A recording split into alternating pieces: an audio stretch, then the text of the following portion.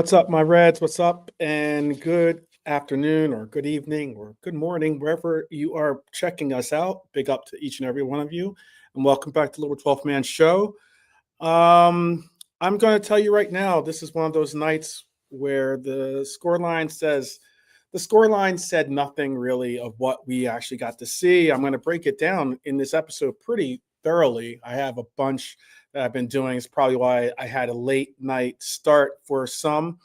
But if you're checking this out on replay, I have something for you as well, as along with those that are joining us in the audience. So have like a little section where, or at least a question after every segment, so that you guys can comment in the sections that you feel that you want to, participate in.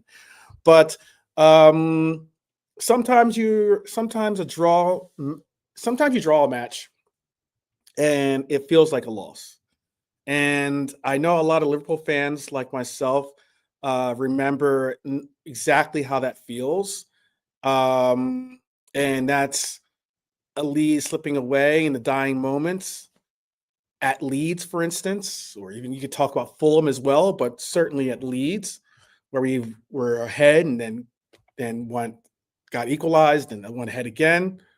And this is one of those situations where we just didn't necessarily even have that type of feeling to get amped up about, because I mean, we didn't score this time. So that Leeds draw was deflating, and even in the brief blink of time where we were winning, it didn't feel like fun. You can even remotely go back into the situation that we saw at Anfield against Leeds again, where we were 0-0. And it was a joyless, maybe even heavy in the frustration portion of it. It's that kind of match that, sometime later, no matter how long later it's been, you'll swear it was a loss. You'll reflect back and you'll feel as though in your heart it was a loss. Despite that we drew, it felt like a loss. Now, with this draw, this was a little different, I understand, but not just because it's a point away at the league leaders. It's the manner, I guess you could say, not just the math. Liverpool, we walked into the Emirates without a proper forward line, with the narrative already written for them. That narrative being that we were going to get hammered or get royally spanked in this game. And we still managed to leave with Arsenal looking like the side that ran out of ideas. So tonight, we're going to break it down properly. I'm going to tell you the story before the match. I'm going to give you the story inside the match. I'll tell you the players who stood out to me, or at least stood up for us and represented the badge, the ones who I think didn't as well, and the big questions hovering over all of it, whether this is a turning point or just a blip in the chaos. I mean, this is a big question. I know a lot of content creators will be on spin mode for this. I've already seen it. I was watching Grizz's show earlier. I tried to contribute, but again, I'm not big enough of a channel, I guess, just yet to participate with some of the bigger names in our community. But it's all good because I keep it 100, and I actually do agree, at least think that the participation that I get from you in the chat is even better than participating with some of these content creators out there, because you at least hold a little bit more honest and better representation of the vibe and the essence of what I believe make proper Reds in our community. So I'm going to say, like I said, buckle up. Let's get into this right off the bat. All right. Before we talk tactics, before we talk what I'm going to now coin as ballers and bottlers, that's what I'm going to coin as one of the segments. We have to dissect the narrative that surrounded this match in the first place. That's something that we have to do. So I'm going to say, let's be honest. Before kickoff, you would have been hard-pressed to find anyone, and I mean pretty much anyone, other than maybe JK or myself or KJ as well, And some of you out there in the chat too. I do know that some of you did pick us to win. It's not an easy thing to do because a lot of times we don't want to necessarily pick our team, ever pick our team to lose, much less even draw. But some of us were being realistic with our performances and being realistic with our premonitions. And anyone that did say Liverpool was going to get something away at Arsenal, we were all scoffed at or laughed at and saying you're ridiculous. We had trolls in our chat, trying to talk about how we haven't performed well in the last 34 years or how many Premier League titles we have and blah blah blah blah blah. Well, a positive result is that the people that laughed at the idea are not present at the moment. They're ghosts. And that's somewhat uplifting, I would say, to most of us that support this club, because a lot of those trolls don't come back for a second round when it comes to recognizing that they were wrong and we were right in one way or another. It's a neutral result, I'll give you that. If you're being a stickler, even getting a draw felt slightly optimistic, if you want to call it that. And I'll hold my hands up. I was certainly one of the optimistic ones that we would get a win, but we would play for the win, or hopefully play for the win. But with Mo Salah, obviously he's at AFCON, with Isak injured, with even Ekitike missing, this one felt like we were going to get maybe little to offer. And it really did result in that. It really did result in that. Shout out to everyone joining, by the way. I do see you in the chat, so I appreciate you guys joining me. Lee Wizkid, Red Armchair Supporter, Hi Lord, big up, big up. And now we got Norm in the house too, big up as well.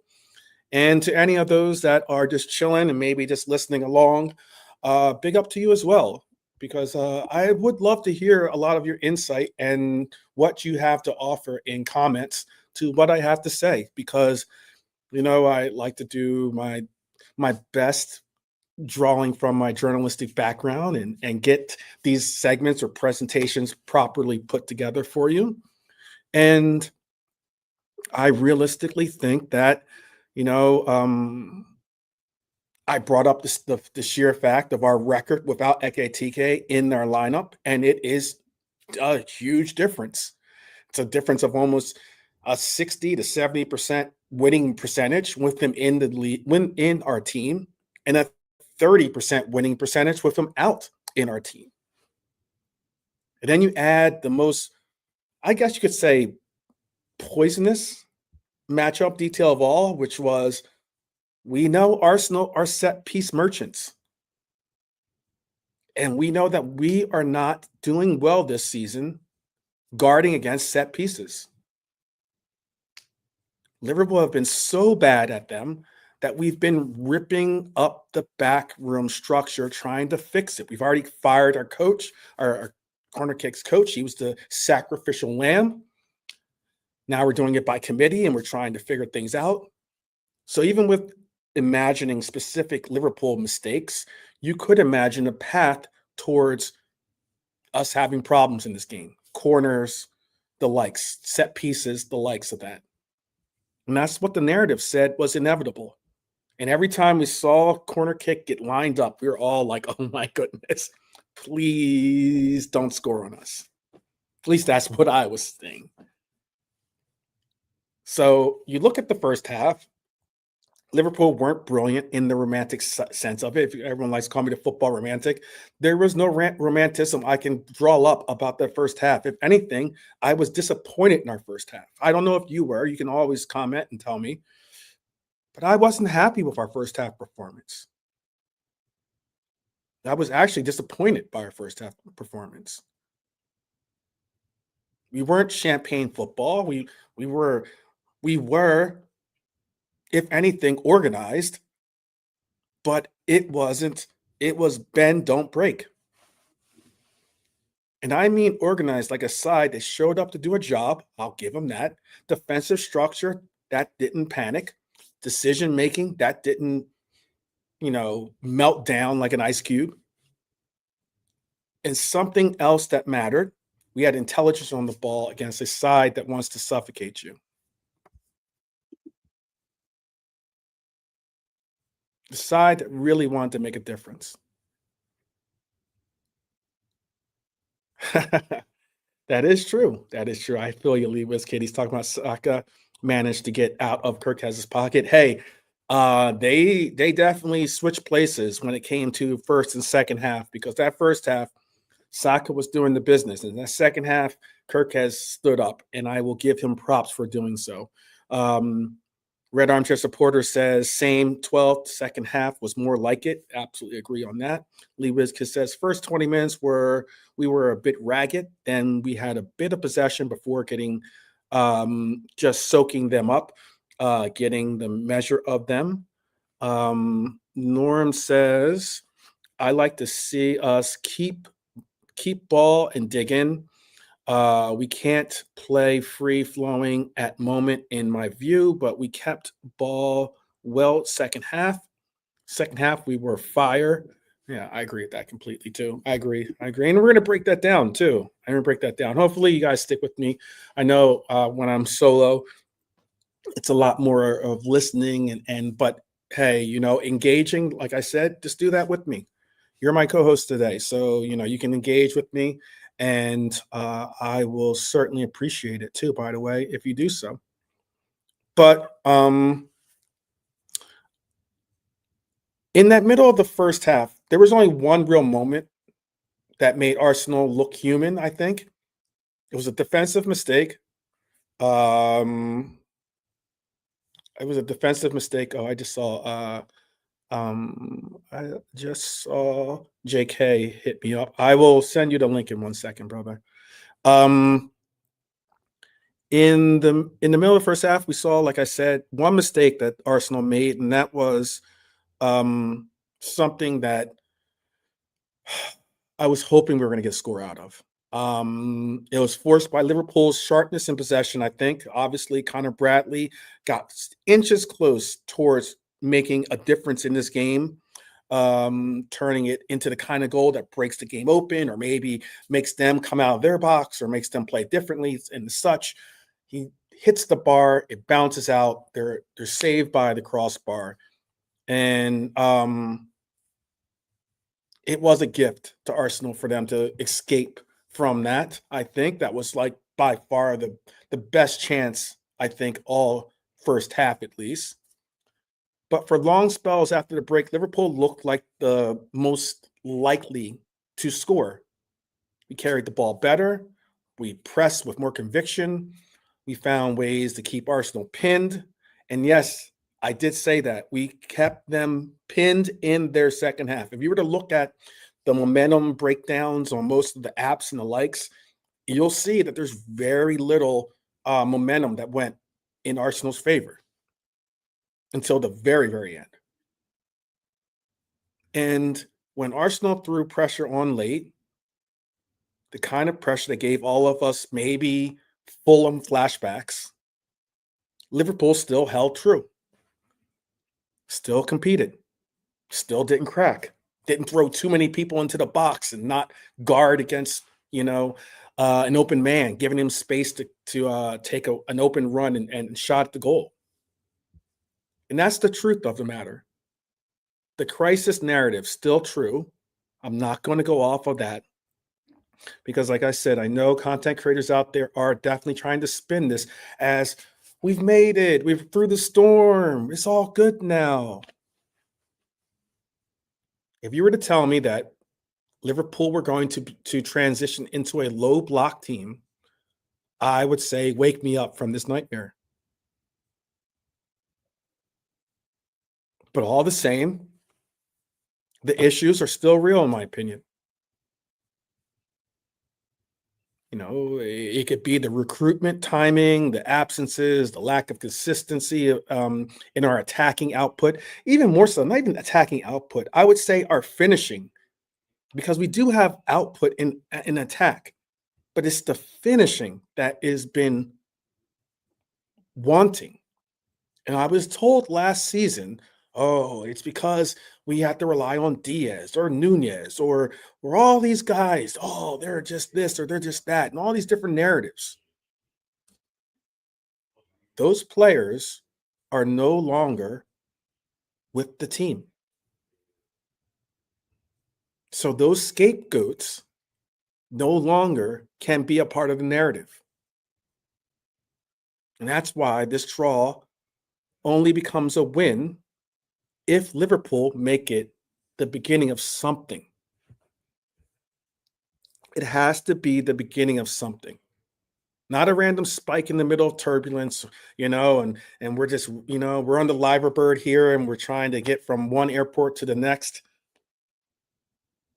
It has to mean a building block that we can start to build off of. And that's important. Let's see if you guys are with me on some of the things I just said. Tyler says he saw Arne Slot was surprised in the lack of critics for this game. It made him laugh as he thought that this was at the same level as against Fulham and Leeds. I guess Arne Slot missed the fact that we didn't concede, says Hylor. Lee Whiskey says Kirk has had experience of the Premier League, but he didn't have experience of the pressure of playing for us. Now he is settled. He's showing what he can do. Norm says, Wiz, that's it. Hopefully we gain confidence from that last night. Tyler says, could write a book about this match, but for positives and negatives, it's like a half full, empty, a glass full, half full, glass half empty. Is saying hi, Lord, and Lee's saying any focal point up front yesterday, and we win. Chiesa should have been our 9. I'm not. If he was our 9 yesterday, Lee, I'm not angry about that. But I will say that we didn't play with a 9 yesterday. That's the part that really was like, okay. And I'm not angry at the fact that we didn't play with a 9. I'm not going to go that far because the result ended up being at least a defensive measure that ended up holding true, especially in that second half. But, and this is a big comma in this sentence. If we did play a style where we're having 2 false 9s, or if you want to call them 2 10s, where we have Verts and Szoboszlai playing those 2 10 roles, I would have liked to have gone with a more progressive attack, similar to Frimpong on the right in our left attack as well. I don't know if you're with me on that, but what I'm trying to say is, I think Cody is a proper and certainly a comparable component to have in our lineup against certain teams. But in this game, I would have preferred to have had something similar to what Frimpong offered on the right to be offered on the left. Could that have been Chiesa? Possibly, if you want that. I personally would have gone with Rio, especially as a second half substitution. But our coach decided elsewise, and it ended up in the way it did. So it did what it did. Let me do this as well. am going to put that in there. All right. This looks like we might be blessed by having something of a panel join us. So we'll have to wait and see about that. But I just think that was the narrative that we had to go by. I don't know if you guys agree with me, but I don't know what Tracy and Lee are doing, to be honest with you, Norm. Lee has been, maybe he went on holiday with her. I don't know what he's doing. I haven't heard from Lee in a couple of days. Sometimes Lee goes on little adventures of his own. I'll put it that way. So I guess that's where it is with that. But again, I don't know if you agree with me or not, but I think that's maybe where we went wrong. We didn't have to start the game with that, by the way. I'm not saying that we had to start with like, playing Monday quarterback, as they call it here, doing the hindsight maneuver by trying to say I know more than the coach. I'm just trying to get across that from my perspective, or at least the narrative that I'm pushing, I would have liked to seen us, and I spoke on it the day before. I said I offered the question out to you guys literally in the chat, because I've had a feeling that this game would end up in that narrative, or in that scenario, us going into a 0-0. I literally said 0-0. And with a 0-0, does this coach make a transition and say, hey, rather than change up and go defensive, or maybe just do what he did, which is not make any moves and stay defensive minded, does this coach say, hey, Chiesa, go out there and win this one for us? Or hey, put some fresh legs. Rio, go out there and play your game. That was the question I had, and obviously the coach answered that question for me by saying, nah. He said that to us. Basically, that's what he said to us. That's what he said to me. Yeah, exactly the words used by, I think, metaphorically used by our coach, if he was answering our question or answering my question. But all right. Well, I'm going to transition into this next segment, because I have a segment. I said that what I called it is ballers and bottlers. And ballers and bottlers. Wow. I'm going to say this week it has to start. My Reds baller was Milos Kerkez. I've been critical of him in the beginning of the season. I never once said that he's not a talent. I never once said that he doesn't have potential. Never once said that I don't want to see him in my team. I'm not that guy. But I did say that I wanted to see him transition into the player that we can rely on. It's slowly but surely happening.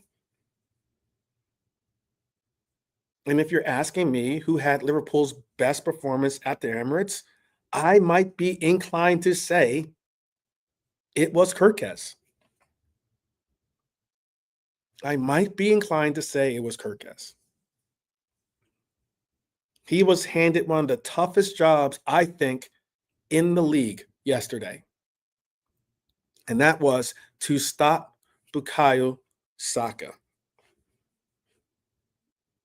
And after, I'd say, honestly, a slightly shaky opening few minutes, maybe some would say 10, maybe 20 minutes of the first half. So the first quarter to half of the first half, he was a little shaky.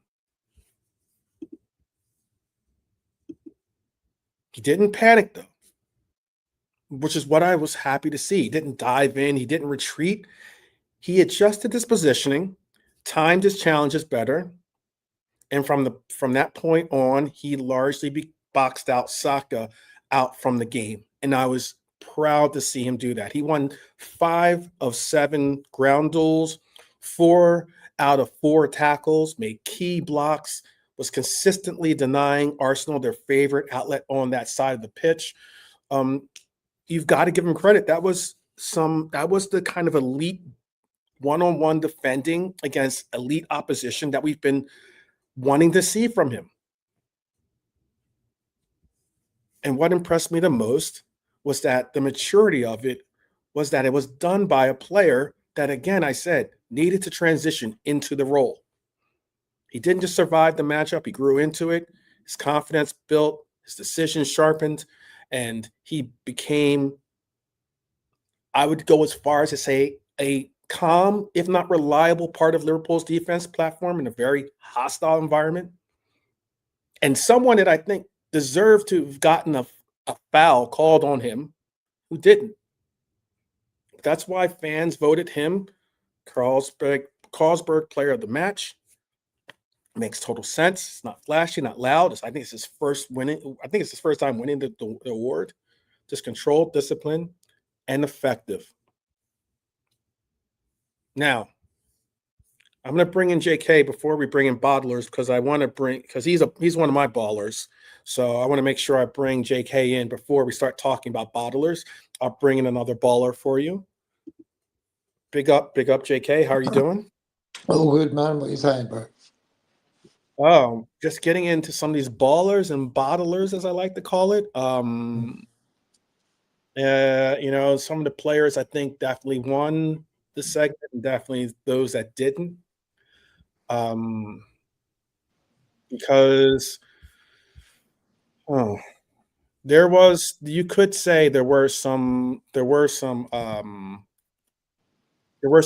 that didn't necessarily stack up, whether it's on our side or even on their side of the ball.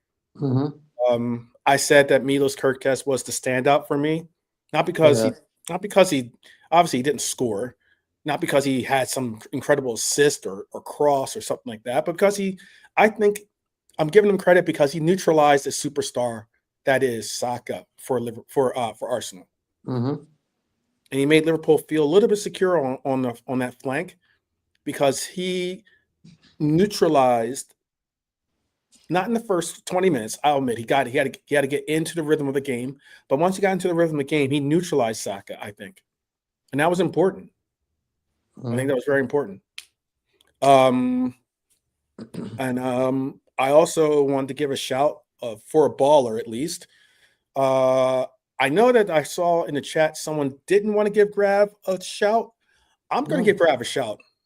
Oh, I'm going to give Grav a shout. I think at least that's the way I read it. I don't know if that's what he meant. Maybe I misread what he was trying to say. Let me see if I can find the comment for us so I can at least tell you what he said. He said something about hold on. I know I saw someone put that in there. Peter said he had a blinder. Yeah. Peter did, definitely. Yeah. And so blinders, so does that mean like he had a good game or a bad game? Good game. A blinder means he had a top game. Okay, got you. Well, then thank you for that colloquialism. Now I got it. All right, I got you. Yeah. Imagine, big argument. You had a blinder. What are you trying to say? You can't see? Yeah, exactly. You never know. I don't know what I've heard all over the place before. Yeah, All right. Bless I'm Norman, sure people are gonna do that. Yeah. Big up Stabby Live. Big up to everyone joining us. Yeah. Everyone. I'm sure some people are going to make fun of me for that little misreading, but I thought Grav had a good for me as well. Yeah. Wait. Let me say it too. He had a blinder for me as well. Okay. I watched the game yesterday, and I was impressed with Gravenberch's. He was playing good, man. He had a good game. Yeah, I thought he had a good game too. There you go. Definitely, I'd say because he was defensive minded. He played well defensively, But we saw that quality of grab that we love to see, which is being able to receive the ball, do that quarter, like, do that like turn pivot type thing and be able to just go, carry the ball forward. And that's what we needed. And I'd say the other ballers, there's two other ballers I'd like to give a shout out to. I'd like to give a shout to Jeremy Frimpong. He gets a whisper of being a baller to me. I think his end product was certainly a little bit suspect. It wasn't good enough, in my opinion, but we'll get to that. But because he was an outlet, because he was able to stretch the field for us, because he was a constant threat against Arsenal, and he was something that we needed. We weren't necessarily getting that from Cody necessarily on the left side. So at least we were getting it from the right, Yeah. And then finally, I was going to say Ali. I know Ali didn't have that much to do, but I was going to say he's a baller because, you know why? Because he controlled his area. Calm hands, calm head, no drama, was one of the calmer heads when we had the ruckus, breakout on the sideline with Martinelli. We'll get more into that in a little bit, or at the end of the show at least. But that's what I say. Did you have another baller that we didn't mention that you want to possibly even include? Like for me, two guys, Gravenberch, Kanai. When them two guys play well, the team plays well. I realise that. So them two, I think Van Dijk also, Kirkes, probably his second half, he had a top second half. And he did what I really needed him to do. Yeah, I think the midfield was okay. I think Szoboszlai, with all the ball he had and the free kicks and everything, should have made something happen. That's the only down point of the game. Him, Gakpo could have got more involved as well.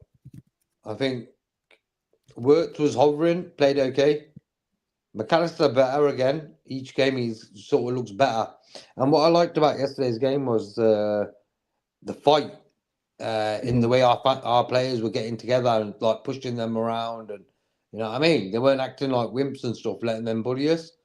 That's what was yesterday's game. Like Slot got that out of the team yesterday. You understand what I mean? He's done it a few times this season. I know everyone's been anti-Slot for weeks, months, actually. But I realised with yesterday's game as well, Inter Milan away, Real Madrid, Arsenal at home, that in certain big games, these guys, he gets them up for it. The only thing lacking yesterday was the attack side of the game. I understand that. But yesterday, I never thought we were going to lose. You know what I'm saying? So Slot's done that. He steadied the ship, bro. He had to do what he's done now. And I think Gakpo and Salah not being involved sort of helped him in a weird way. So, and I'll quickly answer Norman's question. No, it's the Liverpool Adidas long jacket, like a tracksuit top. Yeah, it's got the old school Liverpool badge on there as well. Yep, it's for the green. When we wear the green kits, it's the tracksuit top. Yeah, the training tracksuit top. Yep, real nice, my color green, man. And that's something I want to get. I've got the green shirt as well. I love the green shirt. It's so nice color. Yeah. I don't know if I'm going to include that answer by Lee. This kid, I don't know if that one's appropriate, but I will say what Red Armchair Supporter says is spot on. The back four were solid, and that was key. That was key. All right, let's talk about bottlers. Okay, let's talk about bottlers. We talked about the ballers. Let's talk about the bottlers. And yes, I'm saying it now loud and clear. I think the bottlers were Arsenal, the entire team. Arsenal are on a promenade to the title right now. They had the opportunity to push from 6 to 8 points on their lead as both City and Villa stumbled a little bit in their opportunities to narrow the gap earlier that evening. So they knew what they had in front of them. They just had to do their work. They're at home. And I mean, I saw the spin that you saw. I saw the spin that you saw Arsenal supporters trying to throw out there. And that was that we were lucky, or that they are still the better team than us. And they're this and they're that. I saw, for instance, AGT did an interview, and he was being interviewed by ATV, right? Arsenal TV. And in the interview, one of the guys like, oh, we played better. We were playing better than you. We've really lately been putting you, we've really been doing the work against you. And AGT's comment back to him was, you haven't beaten us in 4 games. In the last 4 games, you haven't beaten us. And then you had a cheeky Arsenal supporter in the background say, well, when was the last time you beat us? And his answer was August this year or last year. Now, it was funny. But I have to say, the entire Arsenal team, I think, are the obvious losers. If you want to win a league, you have to win it at home. You certainly have to win at home when the opponent arrives like the walking wounded, basically, to be blunt, and searching for form. You have to beat us when we're down. And they did. Instead, Arsenal failed to take advantage of this. Their set pieces didn't land that kill shot that they were hoping for. Their opening play, I think, is one of the worst in the league, to be honest with you. And in the second half, if you showed someone the match with no context and asked them which team were the runaway league leaders at home, they might guess wrong. And that's something what it is. And also, who I'm going to say is the biggest, not only bottler, but I would say loser, okay, is Gabriel Martinelli. He's another loser for a different reason, but I hope with the heat gone, he understands how bad that looked. Whatever frustration he felt, whatever assumption he made, you don't put hands on a player down in pain, period. You don't escalate a situation that could involve a serious knee injury. I don't care how rolled up in the moment you are. And if he's used to cynicism in football, maybe tonight was a reminder that not every player on that pitch is play acting. I get it. Arsenal were doing their best to dive and try to get calls and try to win this and that. We get it. We understand that's your mode of playing. And you expect the same from your opponents, to act the way you do. But if a player goes down for injury, it is most likely because he's injured. And that's what's sad about it. That was sad to me. Do you have any losers in your any bottlers that you want to include in this? I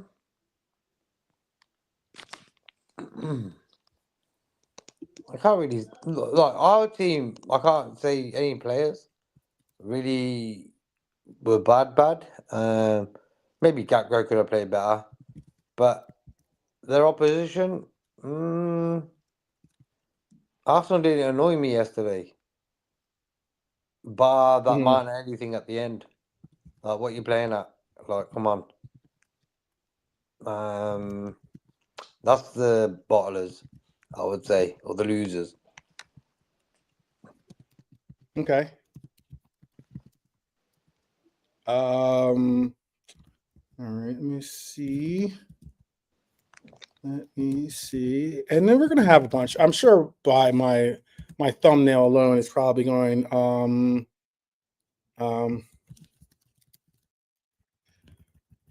oh man. I just want to give a response to some of the trolls that'll probably join us today. I'm certain, you know, to those out there, yeah, you don't want to pull out my CV, but my CV probably trumps any majority of the people that will try to like come at me on some dumb stuff. So if you're Now going you're going to about the double figures of how yeah, many league titles are behind us. That's what you're going about. yeah, You get me? sitting double figures behind what league titles? Is that what he means? I Is that what I mean? Like think how that's many? what I mean. I mean, as a Gooner, how many European championships do you have? How many Champions League titles do we covet as a Gooner? Is crickets? Oh, okay, cool. I get it. I get it. I get it. He's probably going to be in and he's probably going to be in and out. He's running, I'm sure. Most of them will run when it comes to trying to have an So actual I think discussion. Arsenal are the only club who celebrate winning something when they've not even won it yet. Yes, exactly. You Yep, get I me? agree with that Yeah, I completely. don't Yep. do that. We don't do that. Like for Nope. me, until it's mathematically sure, I'm not celebrating. These Arsenal Mhm. fans seem to celebrate a lot for not winning fuck all. Exactly. Oh man, it's funny stuff. But that's why I brought up that interaction with AGT and the Gooners. They are butthurt right now. Every Gooner that you spoke to or saw on content on some on in the chats. We had the trolls that were in our chat, but the day before the game, in our previews, you saw like the content creators out there that were a part of other doing guest appearances on Liverpool community channels. All of them had chest. This was where they were going to give the beat down that they normally get from us. They were going to get revenge for when we used to beat them down 3-4, 5-0 or 5-1 or whatever it ends up being the score. That was what the narrative was. And that's why this discussion is an interesting discussion. You're going to have hurt. I would ask who hurt you, but we know who hurt you. Your feelings are hurt. We get it. But win the title and then move. Yeah, go ahead. We took a possible 5 points off them. When you look at it mathematically, they took 1 point out of 6. Yep. So there you go. Yep. And we're not even great this season, and we still did that. Nope. We're a team that if we had done our work, our proper work, the work that you pointed out, I think it was Hyler pointed it out too yesterday. We're a team that if we had put the work in and properly represented the badge against Fulham, against Leeds, against Sunderland, teams that we should beat, hands down should beat. Those games alone, not even talking about a lot of the losses or such that we ended up getting. And then again, I'm not going to say that I'm happy about the losses, but I'd rather see a loss because we're trying to win the game as opposed to have a loss because we're trying to sustain a draw. Yeah, but if we were to put those, I was going to say real quick, if we were to put those points together, we'd have 10 more points. We would be 2 points behind the league leaders right now at this moment. Yeah. In our unbeaten run, I'm just talking about our unbeaten run. If we had just done our work in getting W's in those games, in this unbeaten run, where we have gotten draws instead of wins, we would be 2 points behind the league leaders at this moment. That's a real narrative. Yeah. Yeah. Yeah. Go ahead. I agree with you, bro, because that's why this unbeaten run, sound. We've steadied the ship, but within that run, there's about 8 points gone missing But games we should have wrapped up. Mm-hmm. Fulham, Leeds, even Leeds at home, Sunderland even. So yeah. Yeah, it's I guess the narrative comes now. What happens next?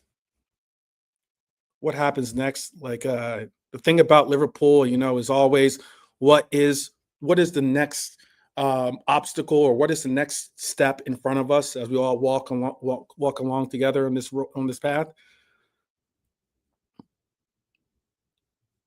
We can all put aside that we understand this club is capable of big performances. We've seen it already. I think very few of us had us winning in Italy against a side that hadn't lost to pretty much anyone in the last like year, 2 years, or something along those lines. The DNA, the pride that's in this, that you represent by representing this badge is apparent. We all know that. But what's been killing us is the inconsistency of it. A way we can look disciplined and sharp in the matches people respect, Real Madrid, Inter, now this game against Arsenal, and then look slow, blunt, maybe emotionally fragile against teams like Spurs or Leeds, like Fulham. All due respect to those teams, but we should beat them. Teams we're supposed to win against.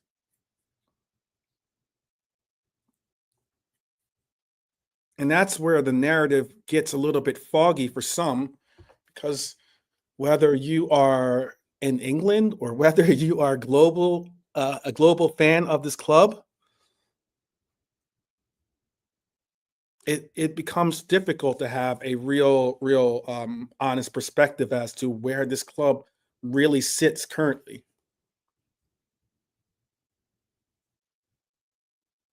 Either we play well and have one brain melt moment, or we defend well and attack like strangers, or we create pressure and then collapse on one set piece. Those absences are real occurrences in this team, and it needs to be rectified. I'm not trying to. I'm not one that hides. I'm not one that, we win, we lose. I'm here talking about it. Notice that. That is a major difference. But it's a question of the real test of, we know the next game is Barnsley. The rotation is going to be massive, I think, in that we're going to see, probably Rio start, maybe even we might even see Chiesa. Wow, start a game, and I see Trey Neone start a game. We might even see in the back line maybe one of our defensive players that are young defenders for our team play. It's a match where it's going to be interesting because rotation, rhythm, protecting legs is important. And the fact Slot only made an injury for substitution, I think, tells you a lot about how he valued control and stability in that game against Arsenal. And then we have a real test. We saw United struggle against, I'm not trying to put us on the level of United. I think that we are still, despite the fact that we lost to them, above United in talent and organization. But Burnley is a team that's going to set up in a low block, and we are going to have to break them down. We're going to have to break them down. They're going to set up in a deep block. They're going to create low risk. They're going to be a team begging you to break them down with patience and quality. And we have to be persistent in bringing that final touch at the end of our attack. We need to prove that we can be good in the ugly matches, people. That's my point. Not just heroic against the giants or the teams that are big name teams. We need to be good against the little guys as well. So It's going to be something. It's going to be something to see. Are you more uh, are you more interested in what we do in the FA Cup game, or are you more interested to see what we do against Burnley, JK? Oh, every game for me is important, bro. Mm, But for me, Premier League, of course. Cup mm. games, come on, bro. It's Barnsley at home. Come on. Yeah. Even me, you, and Lee could play. You know, I can ring Arnie up and say, bro, listen, I can pop down. It ain't that far. 2 hours. I'll be there. Fire up the jet. Let's do it. I could play. I could play the number. I'll play Wirtz's position. Right. Yeah, I'd play Gakpo in that game just to get him into the rhythm of playing. And with Barnsley, it will be a team where the pressure is not so big. So it might be a nice game for him to get loose a little bit. Chiesa for sure and Rio. So Gakpo middle, Rio left, and Chiesa right. That's how I'll go there. And then with the Burnley game, and that's what I was saying, bro, earlier on with Quasi's show. I don't want to see Ekatike play against Barnsley or against Burnley. I'd save him for that Marseille game. You know, like the Okay. brother needs a rest. You could tell fatigue kicks in about 65, 70 minutes. He's done it a few times. So I think this little rest he's having now needed. It's been Hmm. needed. Hmm. Big pressure at Liverpool compared to Frankfurt, you know what I mean, bro? Hmm. You got the same sort of amount of games, don't get me wrong, but the pressure's just a bit different at Liverpool. So hopefully Ekatika's having this little rest now. So Monday, there's no question about that. He's not involved. You know Burnley's what I on was? Saturday, so it's a week. It's a week, bro, Yeah. until the Burnley game. A week tomorrow. Yep. But You each game know. now, bro, is important. I want to keep this run going Mhm, with more wins and draws. Yeah. mhm. Well, Salah's got a game this weekend. His game, his semifinal, or is it quarterfinal? I I think guess it's it is quarterfinal. quarterfinal, right? Quarterfinal game Mm-hmm. is this weekend, so he could either be 1 week extended in staying on international duties, or maybe this could be his return, his return to his club duties. We'll see about that. Mm-hmm. I wish him well. Yeah, yeah, yeah. You know what? I'm Um, sort of excited for him to come back. When you look at the okay. game yesterday, we were lacking attacking wise a lot. We were just lacking that threat. If we had that threat, if Katike played up front yesterday, I think we would have Mm, probably won the game, bro. If it went that mm, way, like it did. So Salah coming back, bro, is up to him. There's a Champions mm. League to be won. There's top four to be made, and whatever, an FA Cup to be won. So there's a lot of things there. Okay. Yeah. Why? You know what I asked? Why I was asking about the Barnsley, or which more important? I guess you say Barnsley or Burnley. Is because I get that both teams, I think, are going to set up very similar in that they're both going to set up, I think, in low blocks. They're both playing at Anfield. They're going to want to not get, they're not going to try to play open play against us. Barnsley's not going to, I don't believe. And I don't think that neither is Burnley, excuse me.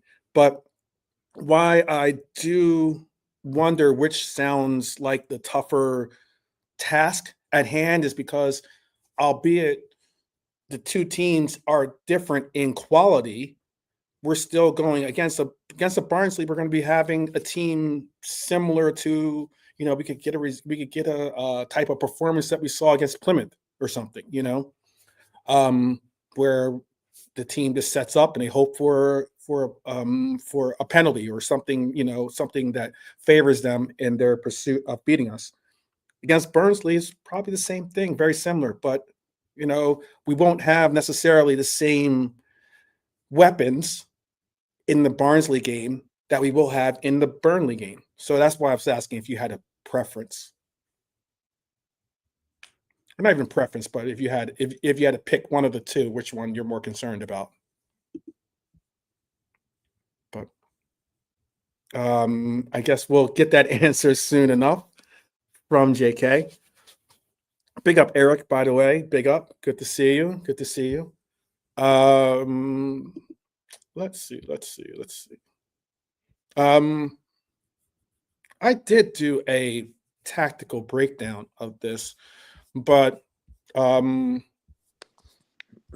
did do a tactical breakdown, but I'm gonna hold off on giving my tactical breakdown for the game actually, because I'm gonna save that for I'll save that for tomorrow's episode for all of us.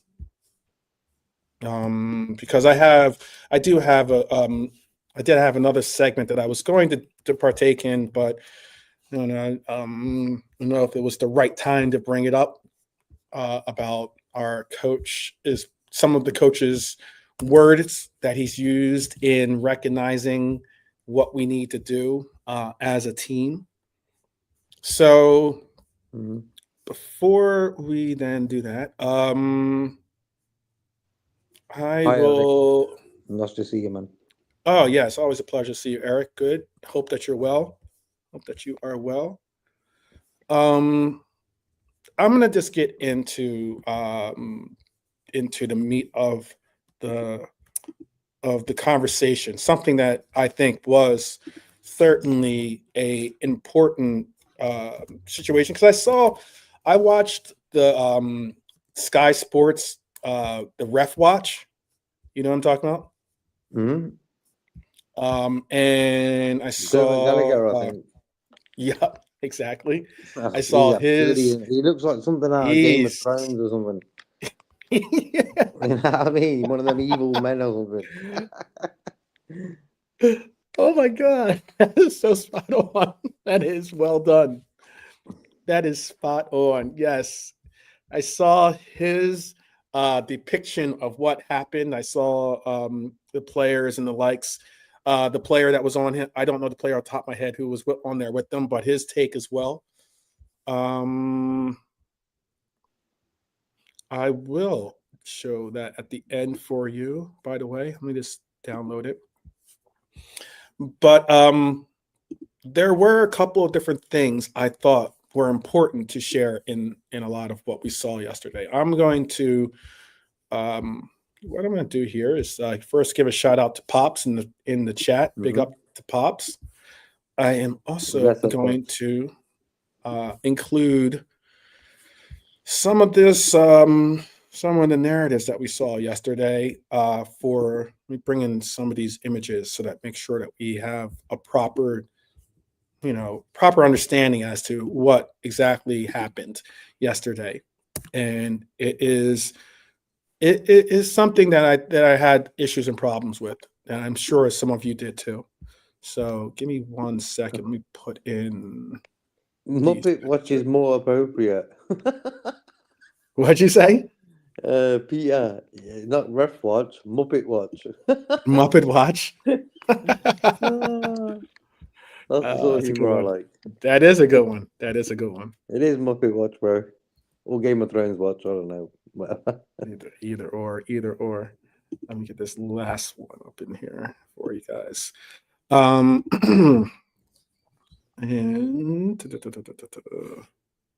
who's called Dermot? Name me a Dermot. There's only one, him. Yeah. You definitely. I'll say this. You know you're old when your name is a rare like how rare it is to hear your name as a common name. That's when you know you're old. You were born in an era where that was a thing.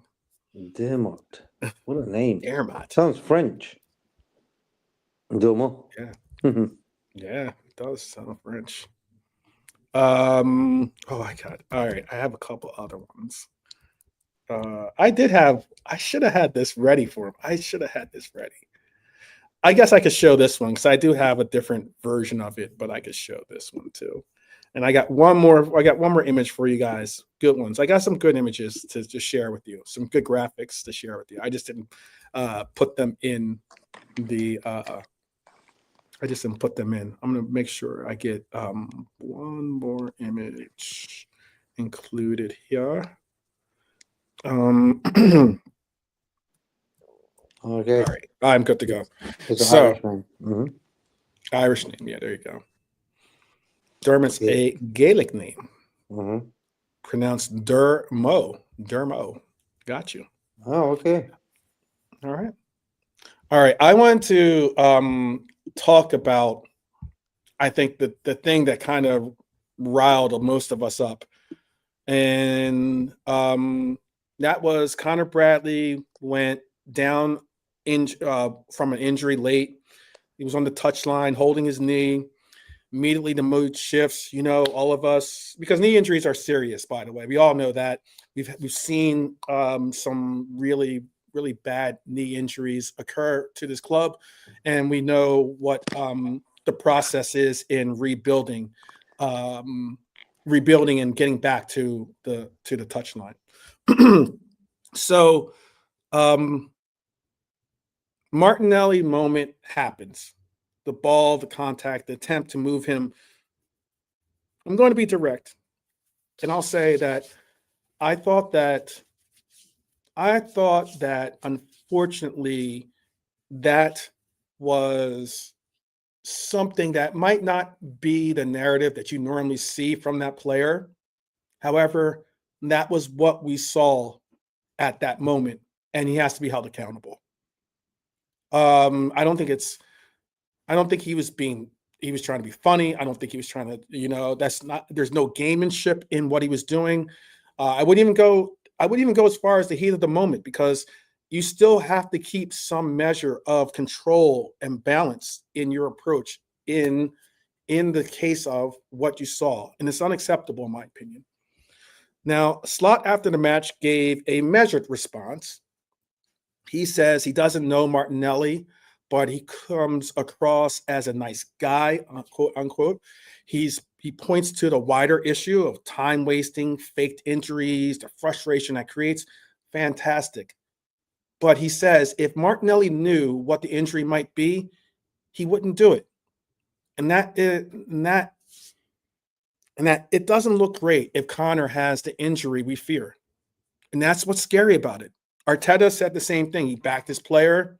He says there was no malice, says Martinelli didn't recognize what happened. Well, take a second to step back from the situation to get a balanced understanding of what's going on. Because my stance is intent doesn't erase impact.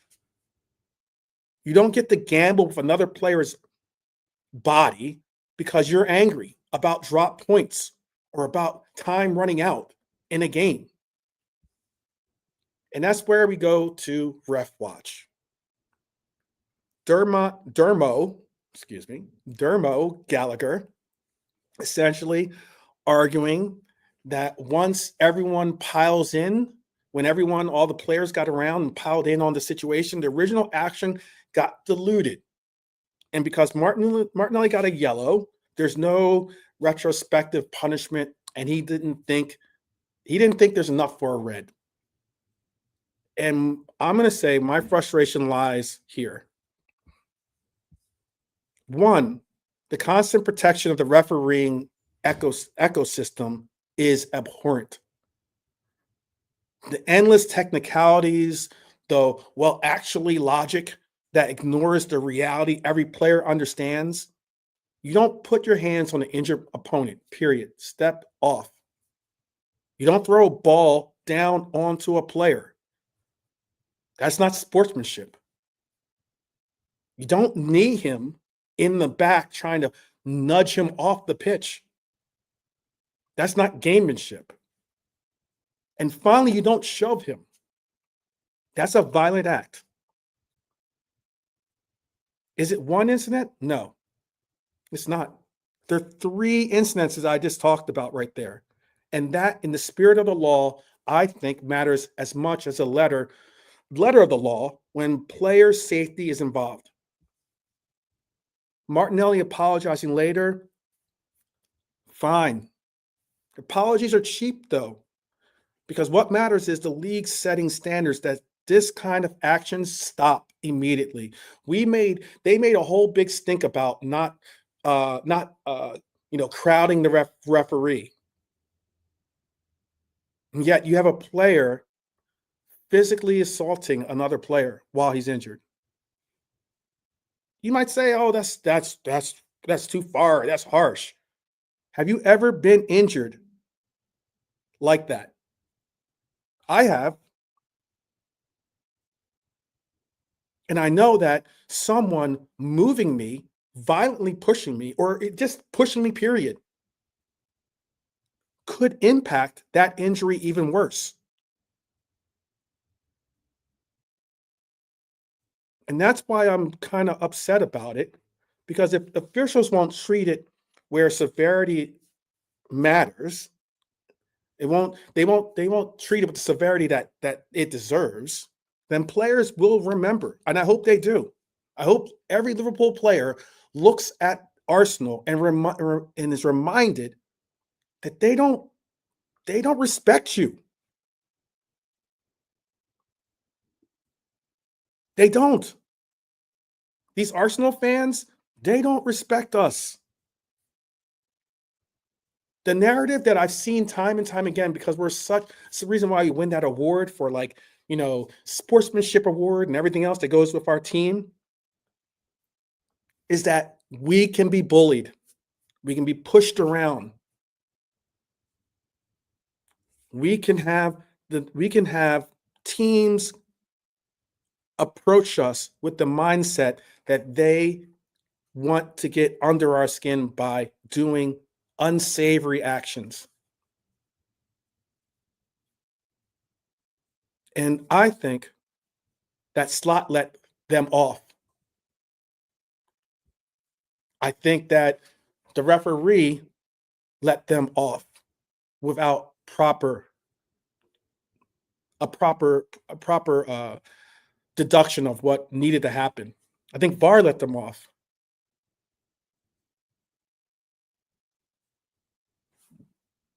Taylor said that he saw every action that the player did to Connor Bradley.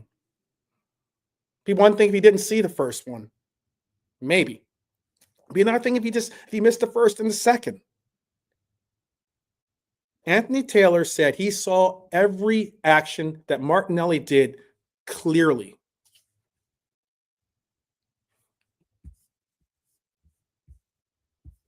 And again, I said I had some graphics. I'll show you. This is where he drops the ball on him.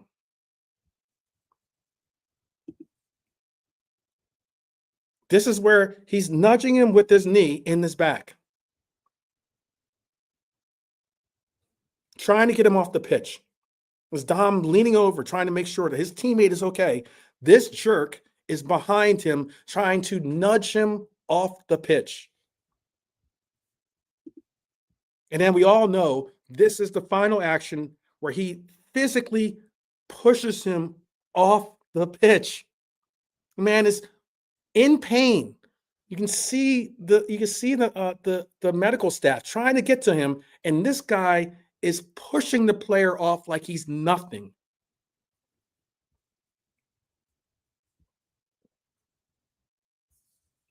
If that's not you worried about the player's well-being or safety, I don't know what is. I honestly don't know what is.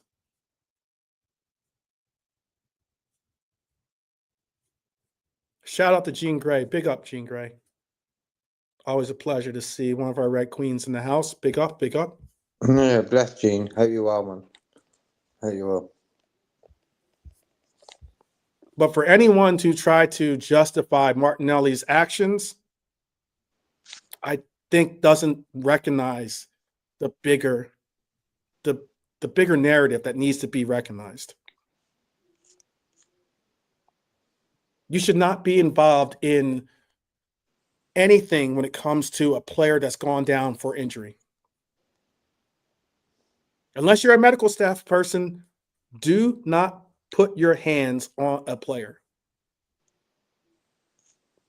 Simple as. Simple as. I don't know about you, but there's not much that's probably going to happen unless there's a big stink about it. But we heard a lot of it. I mean, if there's ever a time to recognize what's up, if you hear, not necessarily Roy Keane, because he keeps it 100 pretty much a good number of the times, but if you hear Gary Neville say something positive in defense of Liverpool, you have to sit back and say something's going on. And the sad thing is nothing else will happen. I understand that, Pop. So nothing else will happen. Unless we make an inquiry or unless as a team we ask for them to review the action, there won't be anything that happens.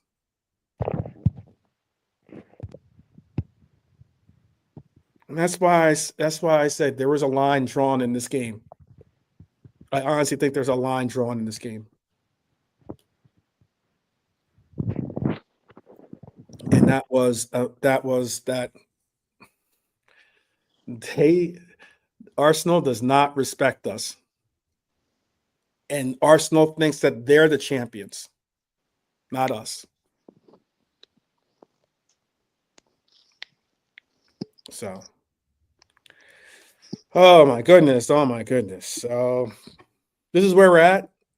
Those were the results. There's another draw that you can add to this list. 5 draws and 5 wins is what we're looking at. Are you confident about that? We went through games losing by 3 goals. Your mic's a little muffled. Can you hear me now? Yeah, I can hear you now. Yeah. It was went through a phase where we were losing games by 3 goals. Brentford, Chelsea, City. It ain't been like that recently now. We sort of steadied the ship. I only started to do it. That display yesterday filled me up with a bit of confidence. And at the end of the day, bro, there's going to be fans who didn't want to see that yesterday. They wanted us probably to lose so Slot gets fired, you know. So it's good for him to come out and pull out a display like that. Mm-hmm. And that will be needed in the Champions League, them type of displays. You know, Arsenal, top of the Champions League table as well, top of the Premier League, and they couldn't beat us in 2 games this season. So, yeah. Make this in case we have more visitors. I mean, I don't know what tiers. I like it. It's fun, bro. They just want to get a bit of banter. At the end of the day, football, that's what football's about, to have a little bit of banter, as long as it's respectful. A little bit of banter. As long as it's respectful, I don't mind. Yeah, that's the thing. I don't mind going back and forth with the banter. I don't mind it at all. Well, look, at the end of the day, Arsenal spent $1 billion to get to. Yeah, did you see that? challenge. Did you see that? That I spoke on it yesterday too. That that stat they threw out there about the fact that our bench was something like 60 some odd million or something like that. Yet the bench that Arsenal went into this game with, not talking about the talent that they had on the pitch, because they had 100 million pound players on the pitch as well, you know. Actually, I think they were the only team that had 100 million pound. No, we had Verts on the pitch, so we have 100 million pound players too. But they also, you know, Rice is a 100 million pound player. Just that they had over $250 million on their bench. $250 million on their bench playing at home. Yeah. I don't no see one's really it. talking about the outlay really about Arteta. He gets away with it. He's done a fair play to him. He's got him challenging. It took him that much money to get him challenging. And they've been challenging for a few years now. City haven't done anyone a favour because like no one really wants Arsenal to win it. So City keep on drawing games, bro. Lately That's they the have, problem. They've been drawing loads of games, same as us. Drawing. It hurts. It hurts with the Vardiol. I think the Vardiol thing hurts them more than he's a they top might player, want to. Vardiol. He's a top player. Yep. And the fact that they don't have Rodri back in the team just yet really makes it a difference. You played the other day. Yeah, Wrexham won, by the way, Jean Grey. Mm. Wrexham has beaten Nottingham Forest. Not good. I believe it was 4-3 in penalties or something like that, I think. Mhm. It was 3-3, went to penalties, and they won on penalties. I think it was 4-3. There's a few nice games. There's a few nice games tomorrow as well. I think Everton, Sunderland. I think Villa, Tottenham is. I think that's tomorrow. Yeah. Let me see if I can find that score.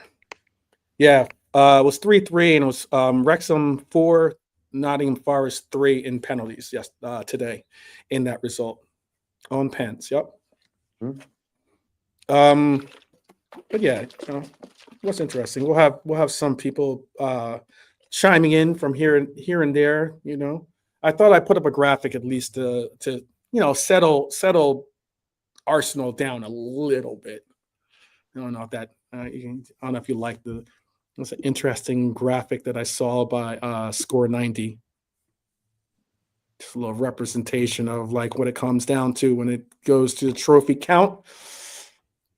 People are talking about how we've got 2 in 34 years versus 2 Premier Leagues versus Arsenal's 3.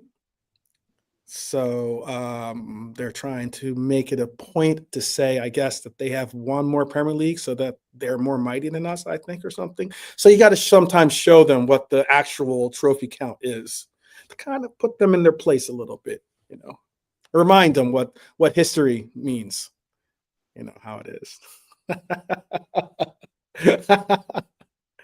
Just having a little fun, Pops. Just having a little fun. So yeah. What was there anything in the game yesterday else that really stood out for you? Or is there anything that we got coming up basically that is really standing out for you as well with our team? I don't know. I haven't heard, by the way, a update. Injury. Nah. Yeah. I haven't heard an update if anyone's wondering. They're probably waiting until Monday or something, look at the weekend and stuff. So I just wish he's all right, man. You never know, you know what I mean? He looked messy, but I think he was playing well yesterday as well. That's the thing. I think him and Frimpong yesterday looked good on the right hand side. I thought they did. Yep. Yeah, I thought they did. And I'll go as far. Can I go as far as to say I think that a performance like yesterday, albeit I know he's got to be consistent. I know that someone brought up. I heard someone say a stat that he hasn't had a run of more than 8 games where he hasn't been injured. That alone is an issue and problem that he has to maintain and figure out. But yesterday, performances like that, performances like Real Madrid, are definitely credits in the bank. He can bank at least, saying that right back position could be yours. Play like this, play defensive, get involved offensively, play like he did yesterday, and that right back role could be his to keep. When I'm looking at Wirtz's stats, 57 touches, 47 passes, 16 in the attacking third. Only Conor Bradley made more. So Conor Bradley yesterday was a bit of a threat. I think he was attacking, hit the bar. Wirtz ran 12.08 kilometers yesterday, which is more than anyone else on the pitch. So Wirtz has got an engine in him. Wirtz did put in some work yesterday because he had to. Yeah, he had to, especially with like the way that Dom was playing beside him, by him running and doing all the incredible heat map, persistence that he was giving off. Then you have to have a player beside you put in the same kind of work next to you.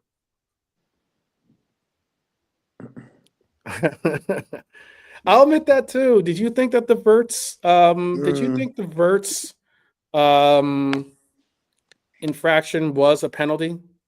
Not really. I haven't really watched it again, but what I watched, I don't know. It weren't like a concrete pen for me. Okay. But maybe when I watch it again, Mm. so I'll let you know then. I thought Well, even like I thought even the Frimpong one was more questionable than people thought. Yeah, just as Pop saying. I thought that yeah. when you really look at the Frimpong thing, you can see that he lands on his foot. And that's why he turns his ankle. That's why he went down and turned his ankle. And I don't think that he was he didn't get to the ball exactly. It'd be one thing if he had gotten to the ball. He didn't. He didn't. Of course, Lee Dixon says it wasn't a pen for him. That's not a that's at least that's who was our color commentator. He was saying it wasn't a pen for him, but I thought he did too. I thought that he made an action to try to get to the ball. When he does, it hits Frimpong's foot when he's trying to plant, and thus that is a penalty. I thought it was a penalty. So so yeah. I thought that was too. Um um oh, he had Andy Townsend. Okay, and he's claimed that Frimpong stepped on his foot. Yeah. When he went to the replay, he went silent. Yep. Yep. Not a surprise. Not a surprise. Not a surprise. They showed it again, and Lee Dixon still was like, it would have been it's not a pen for him. It would have been a soft pen if anything, and da da da da da. I'm just like, all right, Brent, all right, man. That's how you look at it. I get it. I get it. Oh man. Um, let's see. Let's see. Let's see. Let's see.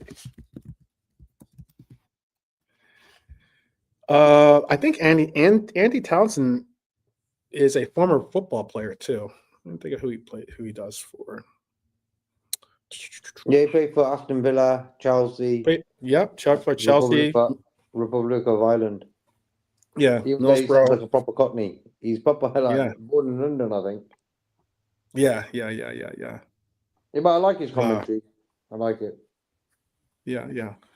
Um, let's see. City got a penalty for the same thing, same type of challenge on Doku. Shocker. Shocker. I wouldn't be surprised if City got the call and we didn't. That's not much of a surprise. The Vert's pen is free kick anywhere else on the pitch. That I heard too. You know who I heard? You know who I heard make that take? Mark Goldbridge from United Stand. United, but Yeah. United. Yeah, he made that. He went on a little bit of I won't say a rant, but he went on. He actually spoke on the fact that that is a foul anywhere else on the pitch. That's a foul, but apparently, if it's in the box, there's different rules. I don't understand that. I don't understand that ruling. Because A foul one place should be a foul every place. Period. yeah, but And the thing if it's is, not, then distinguish that. You can make these types of challenges in the box, but you can't make these types of challenges outside the box. Make it that distinguishable, and therefore you wouldn't have people saying what some of us are saying, and that's a pen or that's not a pen. yeah, because it's easier to give a free kick. Why? There's no VAR to say that weren't a free kick, and the game carries on. Penalty, the game stops, and then the ref's under pressure. Mm-hmm. That's how I see it. That's why they easily give a free kick than a penalty, bro. As simple as that. Yeah, Pops is saying they call it the high bar rule.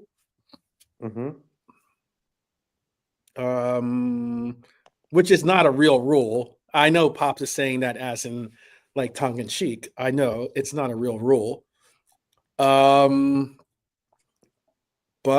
no, we have not signed Osherman yet. That's still He's out there. coming, bro. Don't worry about that. I know, man. Who knows? Who knows what that's going to be? Let's see. It's a Lee was saying it's not a rule, it's a blurred subjective interpretation, not a rule. Okay.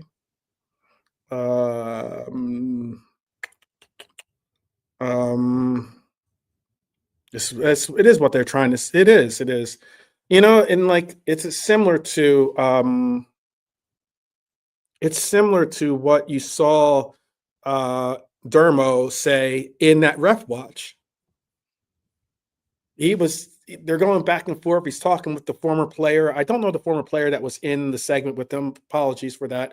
Because the player was being very honest. He was speaking from a player's perspective. And he was saying he goes, he should have gotten 2 yellows because he had one action that was worthy of a yellow. Then he had multiple actions afterwards that should have mounted to another yellow. And he goes, and he gives the example of Paqueta, and he's like, oh, well, that's a different thing. That's, because Dermo says, that's a rarity. You never really see that happen. And it's like, okay, well, if it's a rarity, fantastic. Doesn't mean that it shouldn't happen. Like it's not like it doesn't happen or hasn't happened. So let me see if it was. Let me see if that name rings a bell.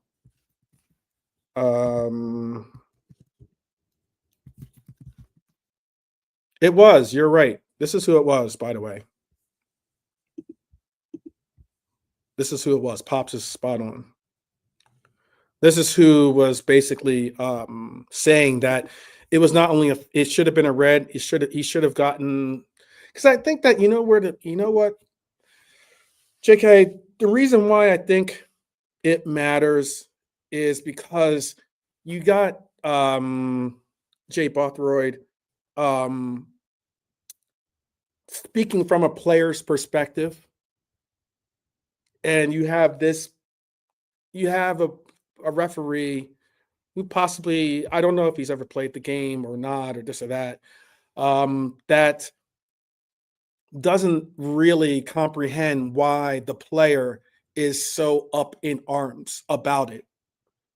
There's no referee that's, getting tackled or falling over and having, if you put your hands on a referee, that's all automatic. You're getting a red card, right? You're getting some type of card, if not a red card, immediately. Mm-hmm. So for a referee, it's different settings. But if it's a player, the referee doesn't realize the magnitude of it all. I think that's where that's where the division in comprehension was. Yeah, he played for Coventry, yeah. Boothroyd. I've met him once or twice. Okay. He played for QPR too, right? I think so. Okay. I think he played for Arsenal. He came through Arsenal's ranks, I think. Yeah. I don't know about that one, but I do know that he did play for, I think, QPR. Excuse me. All the same. Let's see.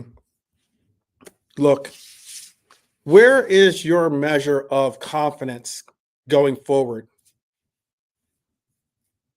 Where is your measure of confidence? Because we're if anything, I like to think of myself and those in the chat. I even like to think of JK and those that join our panel as bone crushers. They're never scared, by the way. They're never scared. You can look that reference up for those that are wondering why I said Bone Crusher. But they're never scared. We're never scared. Nah. And there's no tears. There's certainly no tears. Pop says you're right. He was in the academy for Arsenal. Okay. So yeah. But yeah, you know, what is your confidence level?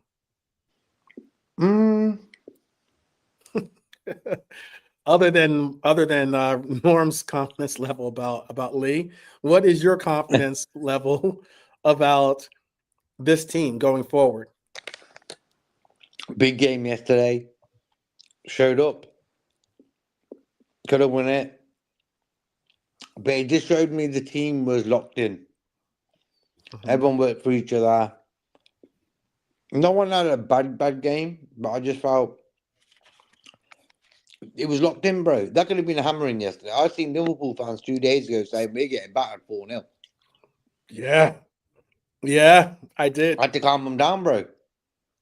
I was on a few shows and I was like, yo, I can't even believe my ears what I'm hearing. No matter what goes on, as a Liverpool fan, I never, ever say we're going to lose. Remember when we were playing AC Milan in the Champions League 2005? Even at half time, I was saying we're not going to lose. I'm only joking. But that's the way we are. But the modern day fans, man, whoa, 3 bad results and that, and they bring the start, chucking all the toys out the pram, man. I think being confident is better than being negative. Let's just look at that. And being confident don't mean you're not connected to reality. Nah, you're just looking at the situation in a different energy. It's either negative or positive. It's up to you how you want to do it. And that's how I see football, bro. You know? Yeah. 2005 Champions League finals, that could teach you a lot of things in life. You know? Life could be really bad for 45 minutes or 45 years.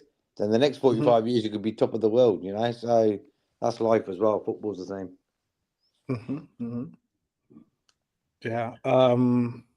Just looking at some of the results that we've gotten at them.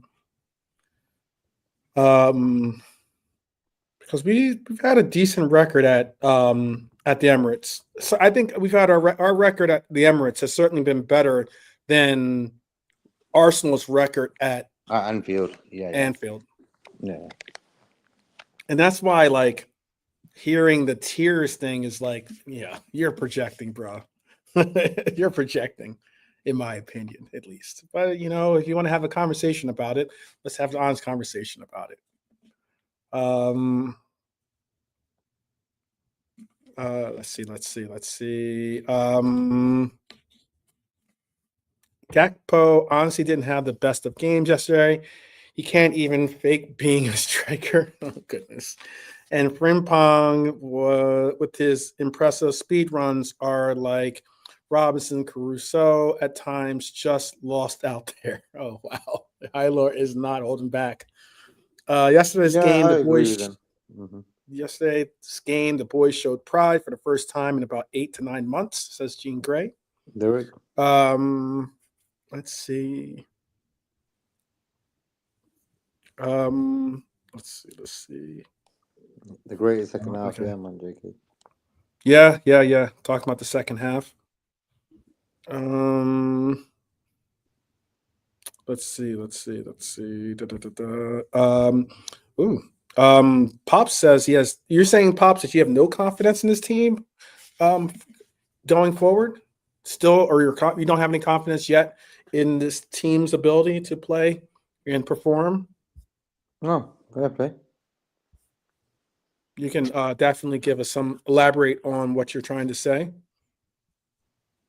Let's see. Dara says, boys. You know what I mean? Yeah. He's always welcome to join us. You know what I mean? I don't know if Pops is. I don't know if they're doing a was it a Friday night in Lime? I think it's the name of the show, right? I don't know if they're going to do that tonight or not. But Dara says, after watching the highlights, his immediate reaction was that it was good to see certain players run with the ball. More of the same, please. Hyler says our final third is very dysfunctional at the moment. I can agree with that. We definitely need to fine tune that. Let's see. We all thought they had turned a corner after Milan. That's a good point. It's a good point. We thought that maybe it was the Milan match that, against a team that most picked. There was a majority of people that had picked us to lose in. We had turned the corner in that. But then we had, like I said, we then ended up having subpar performances, in my opinion, against teams that we should beat. Let's see. I think that's all there is to mention there. They're talking about silly things, some silly things in there. Close to Anfield, Eric, about 2 hours away. And when you compare that to 12 man, it's close. Yeah. You know what I mean, man? Yeah. It's close. Yeah. I'd go as far as to say Anfield is in our hearts. So wherever you go, Anfield goes with you. So how about that? We carry Anfield wherever we go, no matter where you are in the world. We're gonna hold Pat for a moment. We're gonna let Pops get a little classification of what he meant. All right. Bless up, let me make sure, Pops, that they can see your hold on 1 second. Let me make sure they can see your avatar. I don't want you to be covered up by the trophy count, by the way. I don't want you to be covered up by the trophy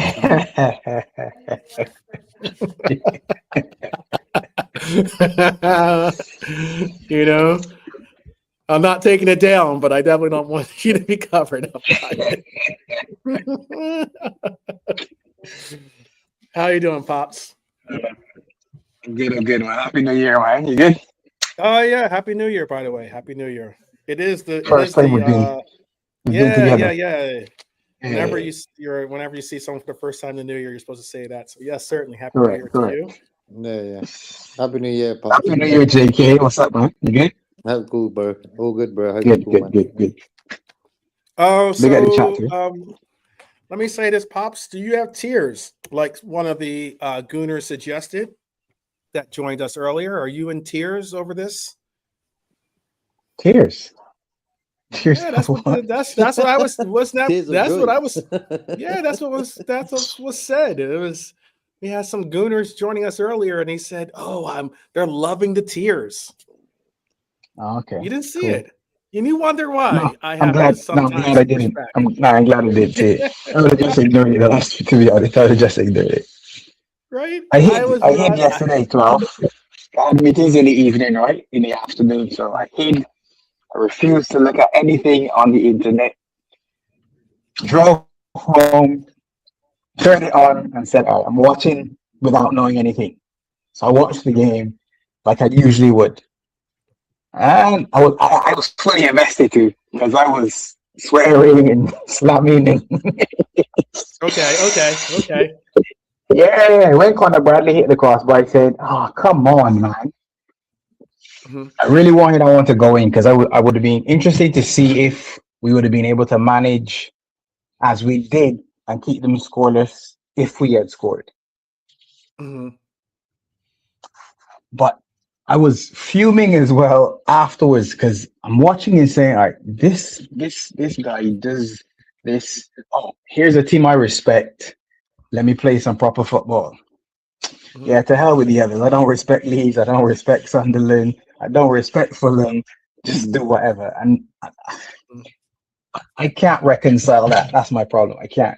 So when you asked about confidence just now, I don't have any confidence going into Burnley and Barnsley first, I guess. Barnsley, FA Cup, and then Burnley on the weekend.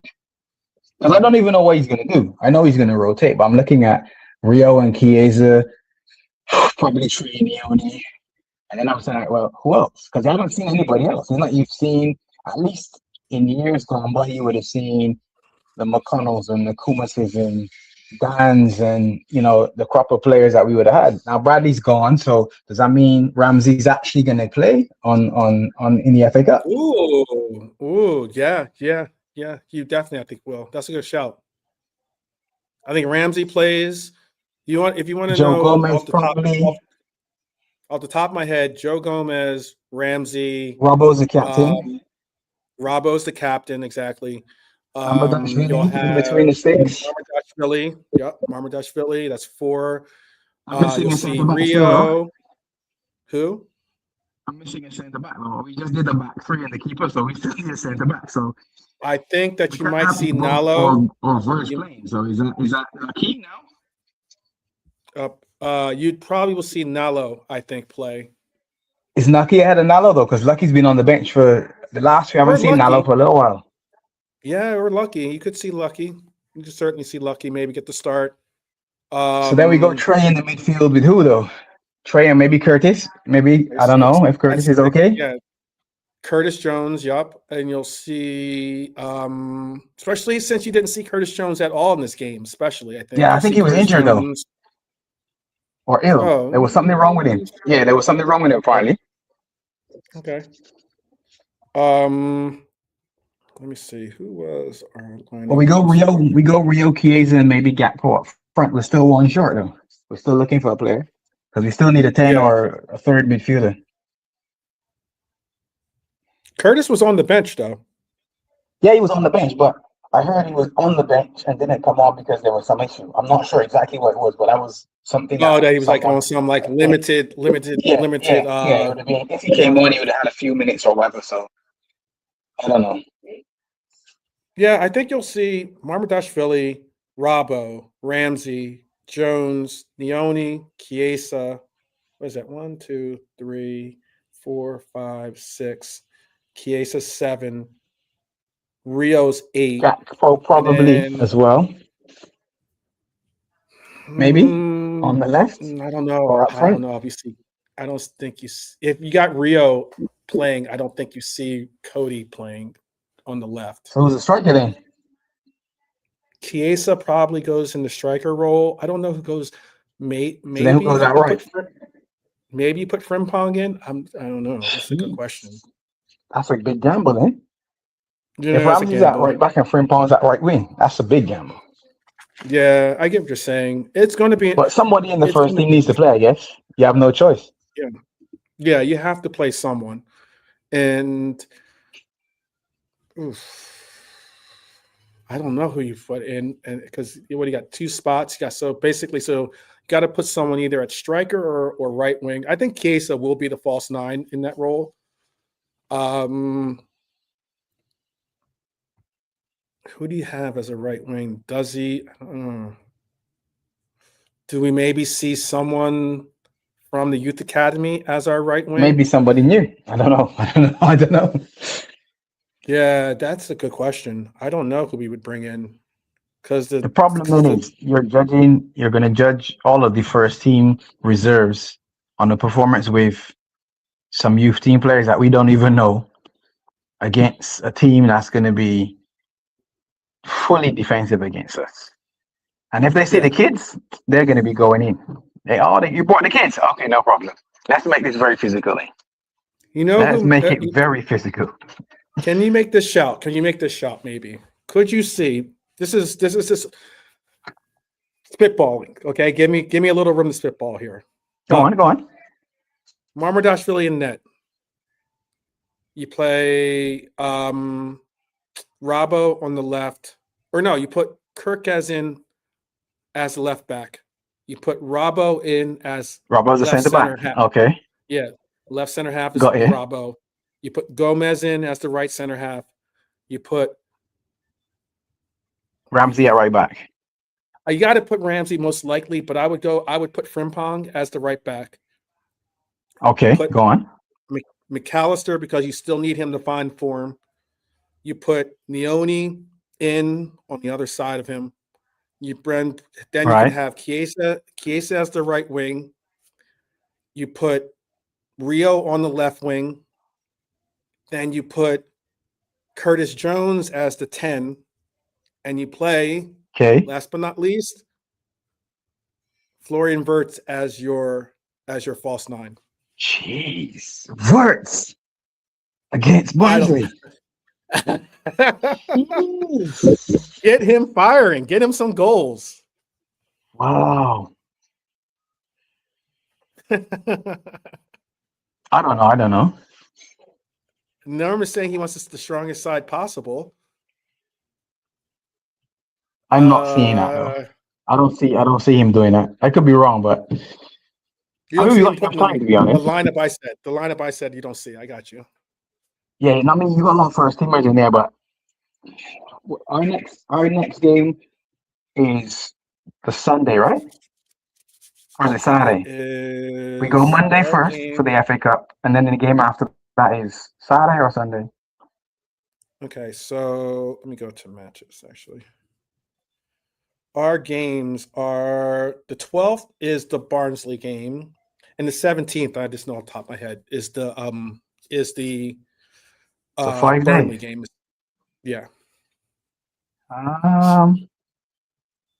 Maybe he could go strong, to be honest.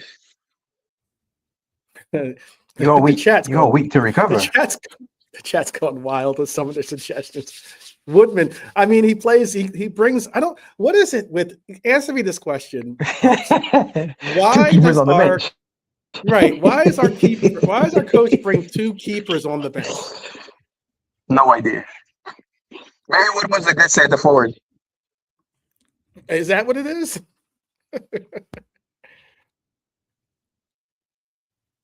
I'm wondering why he does that time and time again. Well, I'm not saying we obviously have to have 3 keepers on the squad list, but Red Armchair supporter says because he can't fit a third on the bench. Maybe so. Maybe so. Don't put it past him. Don't put it past him. You still there, Pops? Oh, maybe not. Do you hear me or no? Yes, we can hear you now. We can hear you now. Okay, sorry. Yeah, still here. Yeah. Yeah, that's a real question, I think. I'm just, and this is an honest conversation. I don't know why he talks about not having enough options on the bench or having something of an issue or the problem of finding solutions on the bench, but yet you bring 2 keepers on the bench. It doesn't really line up, in my opinion. Don't complain about it if you're not going to bring other players that possibly could be Another player. answers for you. Yeah. You know, But if he doesn't even trust Rio, then I don't see how he would trust somebody, sort of a random guy from the under 21s who's playing well. If you get what I'm saying. do you believe that training story? every day? So. Do you believe that? I know Sorry? Norm doesn't believe this. Norm doesn't believe that story that was written. I saw 2 stories written night and day in the sense of the narratives that they brought. But one was saying, we've just picked up a 17-year-old, 18-year-old, and 19-year-old towards our youth academy. And the reason why we've done that is because Arne Slot loves to develop young talent. Okay. But there was another report. And this was multiple reports that said that Arne Slot has had a fallout with the upper brass, like namely Richard Hughes. I heard that one. Over the fact that he's not playing Rio enough. Yeah. Because I heard that there's an obvious intention that we got rid of, or we let Nunez, or no, excuse me, we let Lucho go. We didn't go and find a reserve or find someone to replace Diaz, and then it became the overwhelming narrative was that Rio was going to be our left wing reserve player. I know Lee's saying it too. Lee thinks that story is not true. I don't think it's true either, but I'm still concerned with the fact that we made this big deal about Rio being next, and he hasn't played. And you didn't replace your left-sided attacker either. Then you come up with this idea that Chiesa can play on the left as well. And I said, but yeah, you told me last season Chiesa was Salah's sort of replacement or shadow, or whatever you want to call him, because we had two in each position, and he was on the right. So certainly you can play on the left as well. And Chiesa only gets really subbed in to play as a striker or as a shadow striker, most likely. In a lot of the games he gets subbed into, but go ahead. Yeah. I'm confused because I'm happy with 6 up front. I like 6 options, especially if you're playing a front 3. So you got one player behind every single starter. We've lost Isak. Mo's gone. Gakpo was injured. And still we didn't see Rio Chiesa, who's supposed to be their reserve at any point in time. So I'm confused. Again. Yeah. That's what this coach is not doing us any favors by helping us. No, he's not doing himself. To me, he's not doing himself. He's not really about me at this point. It's himself, because I lost a lot of sort of trust, if you want, in him after listening to some of his press conferences and his things. I said, yeah, I'm done listening. I'm not listening anymore. You're lying to me too often. I don't respect that. You said one thing, now you're saying something else. You said this, now you're going against what you said before. Now I'm done. I don't want to hear anymore. I'll just watch. And you're showing me something different as well. So I'm very disturbed, and I'm not happy with what I'm seeing. It's not enjoyable for fans. When you listen to match, when fans give their views after a match, we're watching at home and we're frustrated and bored. I'm saying to myself, I can't imagine traveling for hours to go away from home to watch your team play, and then you're not offering anything. Yesterday was probably the first time in a while that the away fans were kind of content, not happy or whatever, but at least they said, well, you know what? At least I could see there was some professionalism in the performance, some desire, some fight, the minimum things that you would expect from a champion. And you're saying to yourself, why can't we get this every week though? Were you happy with the way we came out in the game? I'll say it like this. No, because I know that I was disappointed to see, I never wanted to see Liverpool play a low block. I don't think that we could ever be a low block. That's not for us. No, that's not for us. No, thanks. We're the champions. That's not for us. Exactly. No, that's not for us. I knew it was going to happen. So if you're asking me if I'm disappointed from a Liverpool standpoint, yes. But my expectation was, and on our last sort of show, I said, if I was Arteta, I would start with my reserve team, because we're not going to do anything in the first half. And then I bring everyone in the second half. Yeah. So I wouldn't have wasted Saka and Odegaard or whoever's supposed to be the top player. I wouldn't have wasted them in the first half. I'd have said, you know what? Go the other way. Start the ones who you're going to bring on and bring those after, because we're not going to do anything in the first half.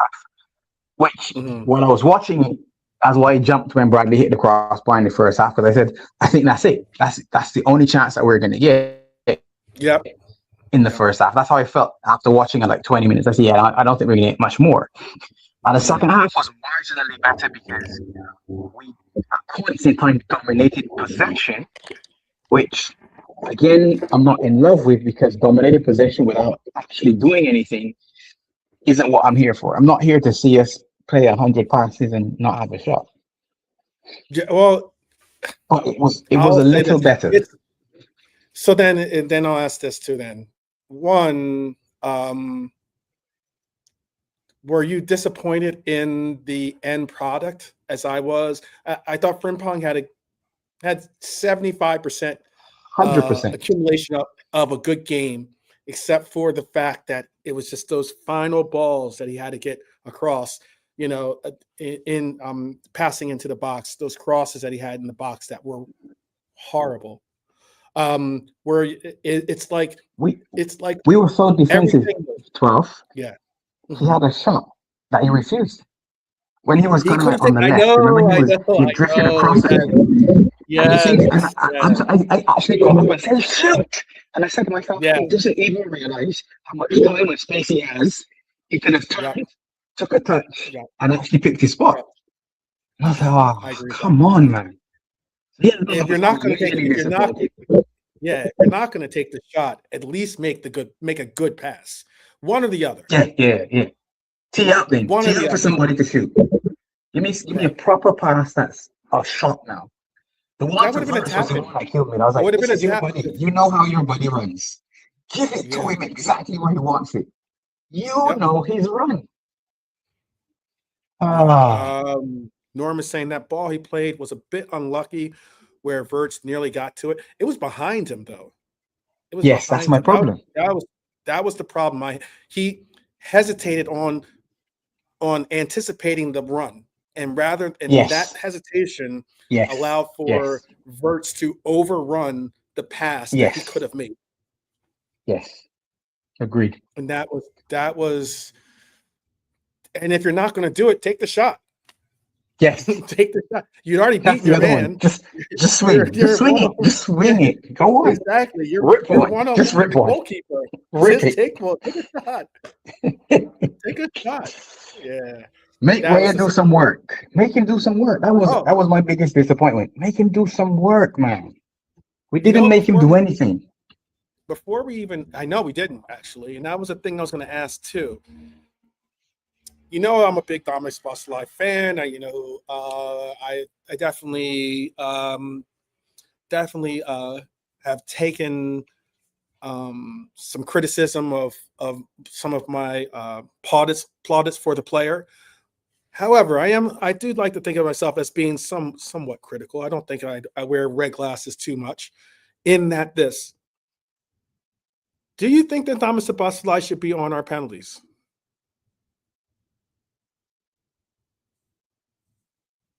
Oh, I see you're on mute. But yeah. Mm-hmm. JK, you answer the question, and then Pops can answer when he's available. Bro, like his free kicks yesterday weren't great. He did one. I was like, "Where's it go? Where's it gone?" He can shoot, but I think would have him on penalties right now. If there's a penalty against, say, Burnley, who's going to take it in the team, bro? It's probably going to be him. Or penalties is one thing. I can even go as far as to say, okay, penalties is one thing. Maybe I should make sure I'm saying it correctly. Free kicks, because that wasn't a penalty. It was a free kick. Mm-hmm. But he would be the one that takes our penalties as well too. Like for me, I would love to see Wirtz taking a free kick yesterday. You know what I mean? Yep. I think that was some positions where I think give it Wirtz. You know, if it didn't work out for you, give it to someone else. You know, yeah. Even I would have even preferred Macca. Yeah, just try something different if it ain't working for you. You've had 2 or 3. Yeah, and 2 or 3 that didn't even like bother the goalie, bro. Yeah, they weren't even on goal. I get that it was from distance, and that is more of his specialty. I get that. People might say, he scored from slightly similar range before. Sans 4K is asking, shouldn't players compete to take them long, short, left, or right?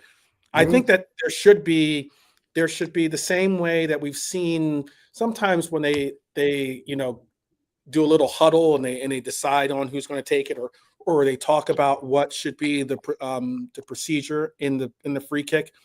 Because I've seen Mohamed Salah. Mohamed Salah is not exactly the world's greatest free kick taker, but I see him get involved in the conversation to the point where maybe he would even take the free kick. He's taken it on a rare occasion. But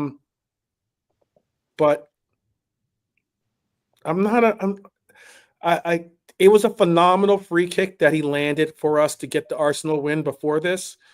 But I'm not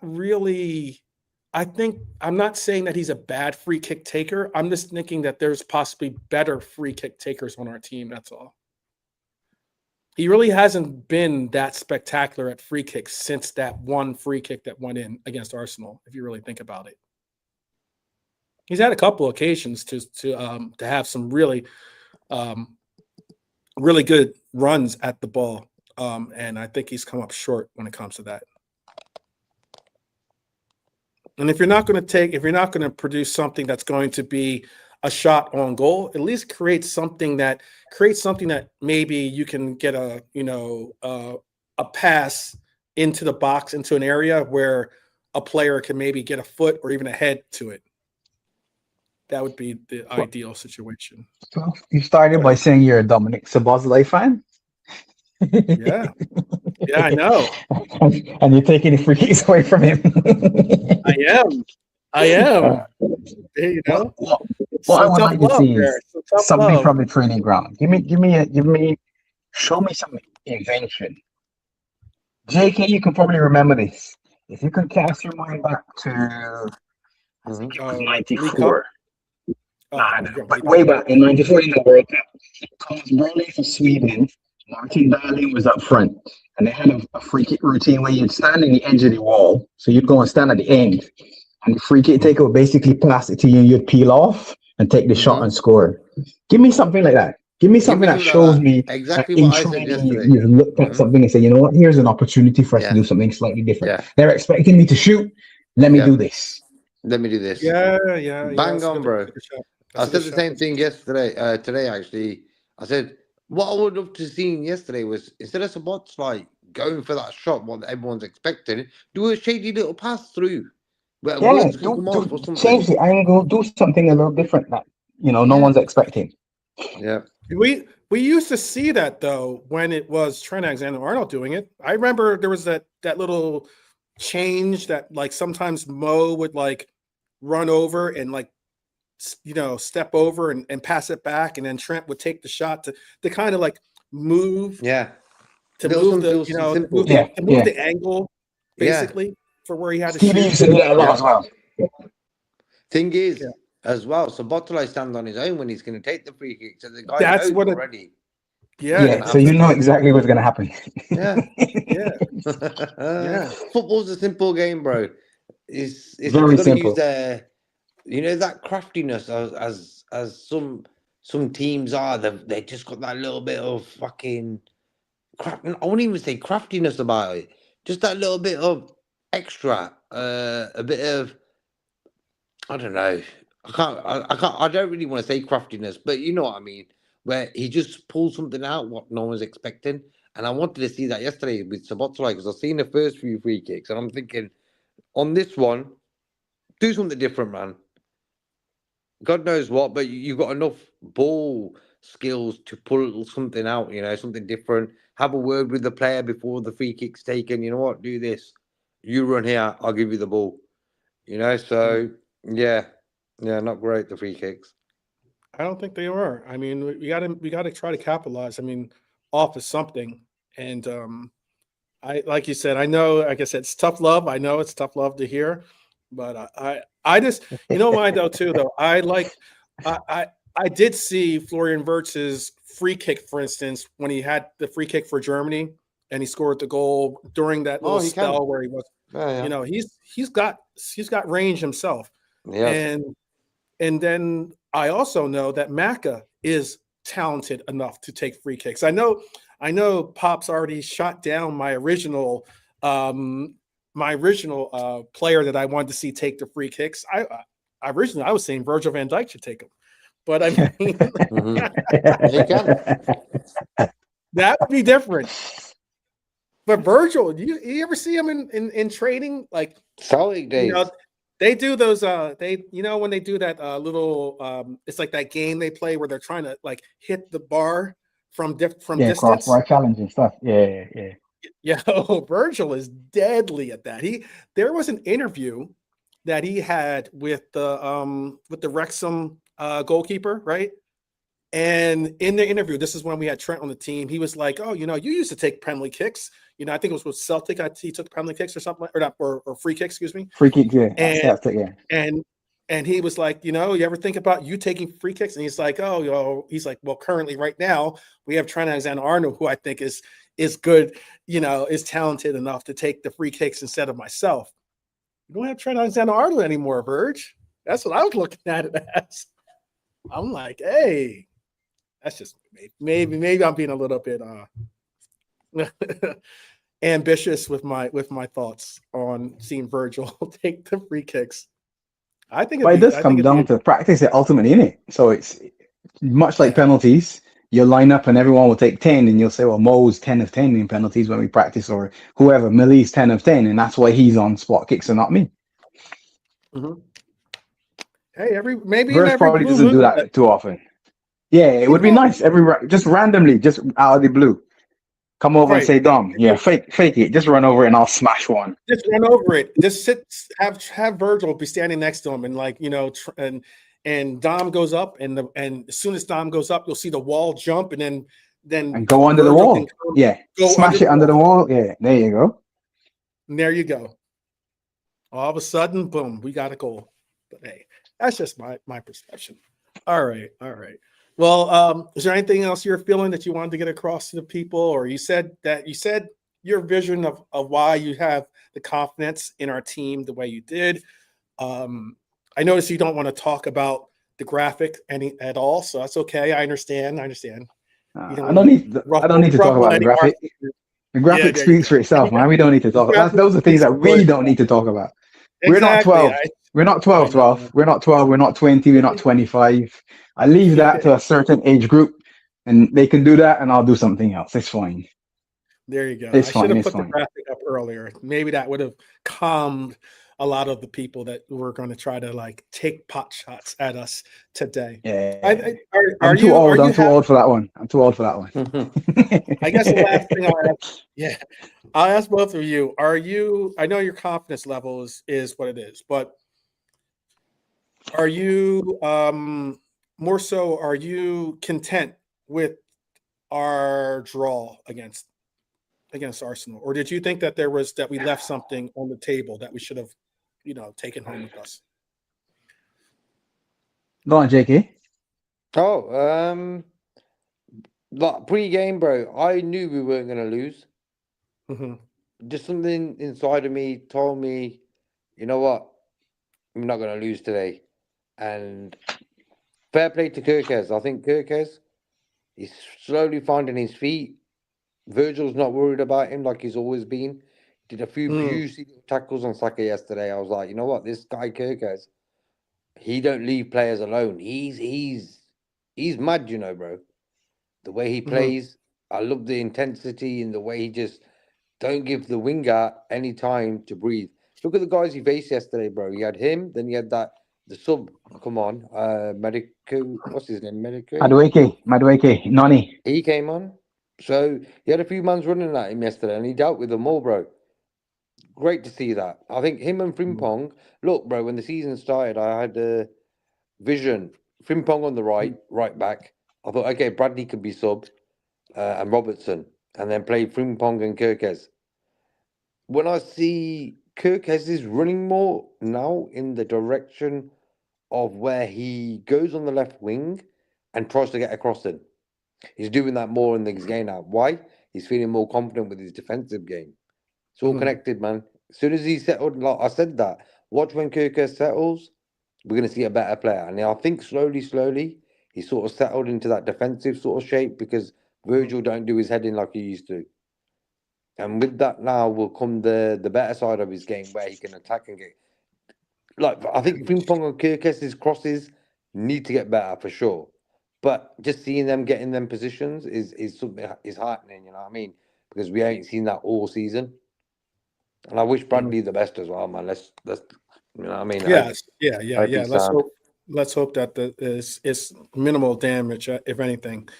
Eric was saying he wasn't surprised if our performance against Arsenal, and he won't be surprised if we are terrible in our next game. It is that type of season. Hey, I said the reason why I thought we were going to win against Arsenal is because it's exactly the same. I thought it's that type of season for us to see this year.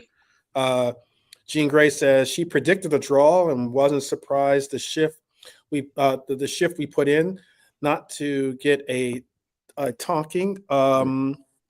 She's frustrated we didn't bring on Rio late because I believe we could have nicked it, but we move. I agree with that too. I was just, or were you disappointed? Last one, at least. You could tell us what, if that factored into whatever your prognosis is of whether we should have left the Emirates with something more than a point. But were you frustrated about the coach? That our coach was not going to make a, if it wasn't for Connor Bradley getting injured, we would have saw that 11 ride it out First to time the end. ever. Yeah, first time ever, bro. And I said that a few days ago. I said, listen, I want to see Slot play a game where he's not made no substitutes until the 80th minute.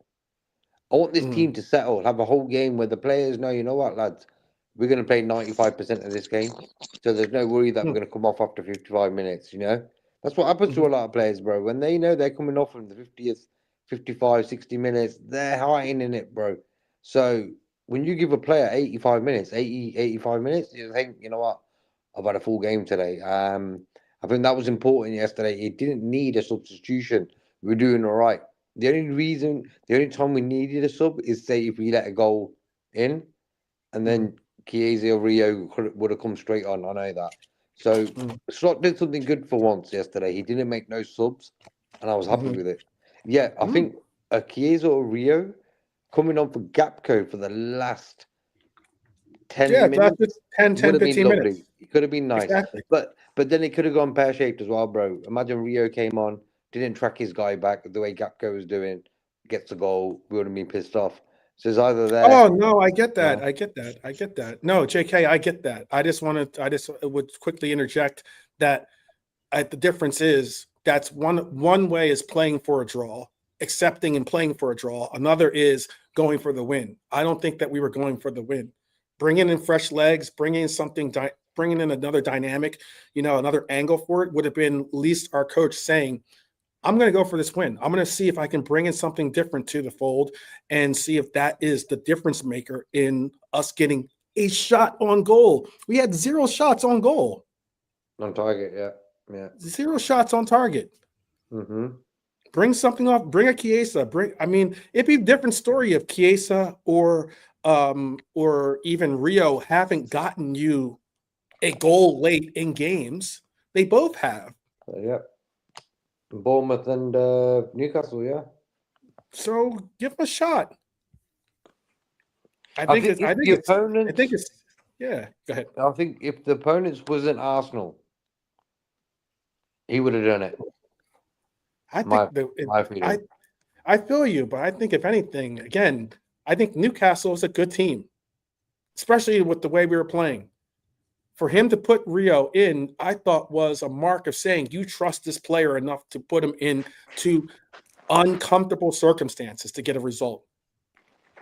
I think even if you go against Bournemouth was where we were on our heels and people thought we could have possibly lost that game because Semenyo was having a great game against us.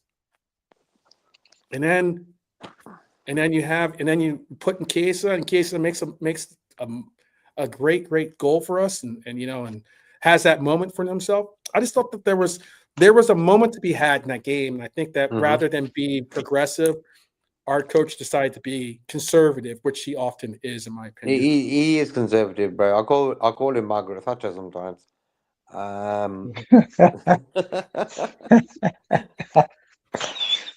He's a bit conservative, and I think football, bro. Everyone's different in life, everyone's brain works different, everyone's philosophy of life is different. But for me, football is a game where you've got to get the mixture of conservativeness and freedom.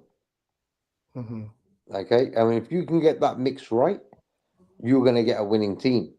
Like for me, I think footballers, when the quality of words, Van Dijk and Salah, they don't really need to be told what to do. The better the player, the more expensive he is, the less time you need to talk to him about what to do. And I think that's a blessing in disguise sometimes. Zidane, the geezer don't talk, bro. Why? Because when he was at Real Madrid, all the players were so top class, he didn't need to talk. But you know what I mean, though, bro? So that's what Slot's problem is.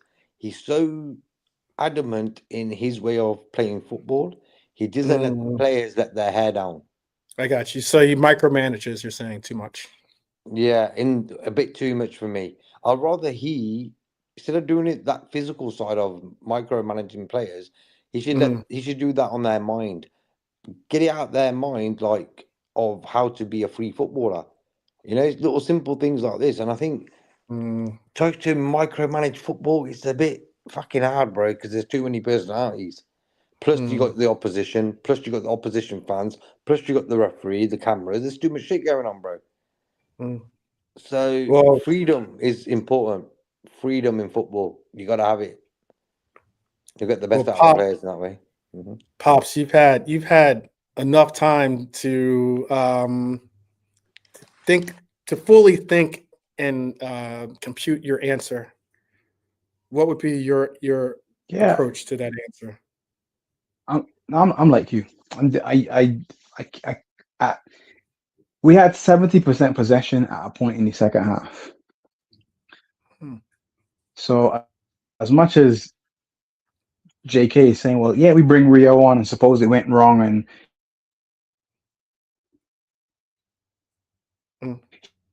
he didn't. Arnie Slot trying to mute your mic. Go ahead. Say that again. Timber. Sorry, am I back? Yeah, you're back. But Arnie Slot was trying to mute your mic. Okay, cool. Sorry. Yeah, we got you. I realized. He didn't want people to hear that. He doesn't want to hear me. He doesn't want to hear me. When we had them on the back foot, they made the substitutions to sort of counterattack us. If we make, and I'm just going to say Rio because our coach says it's about pace. If we bring Rio on, and I'm not saying that he's going to be some hero or whatever, but what it gives you is when Gravenberch wins the ball in the middle of our defense and makes 2 turns and is looking up the pitch, there's no outlet. Rio's on the pitch. He's saying, you know what? All I need to do is get that over to the left. Rio's beating whoever it is to that ball. Yep. Whoever. Yep. Gabriel and Saliba at the very end of the game started to move higher up the pitch. If we've got Rio on, they're not advancing in the manner that they did, which actually led to the corner that kind of had us sweating for the last second. It flips the script because Arsenal were getting tight as well. So as much as they're the leaders and we were at their ground, you could see Arteta was frustrated. They as a team were frustrated. Their fans were frustrated. And I'm saying, you know what? Go for it. It's like boxing.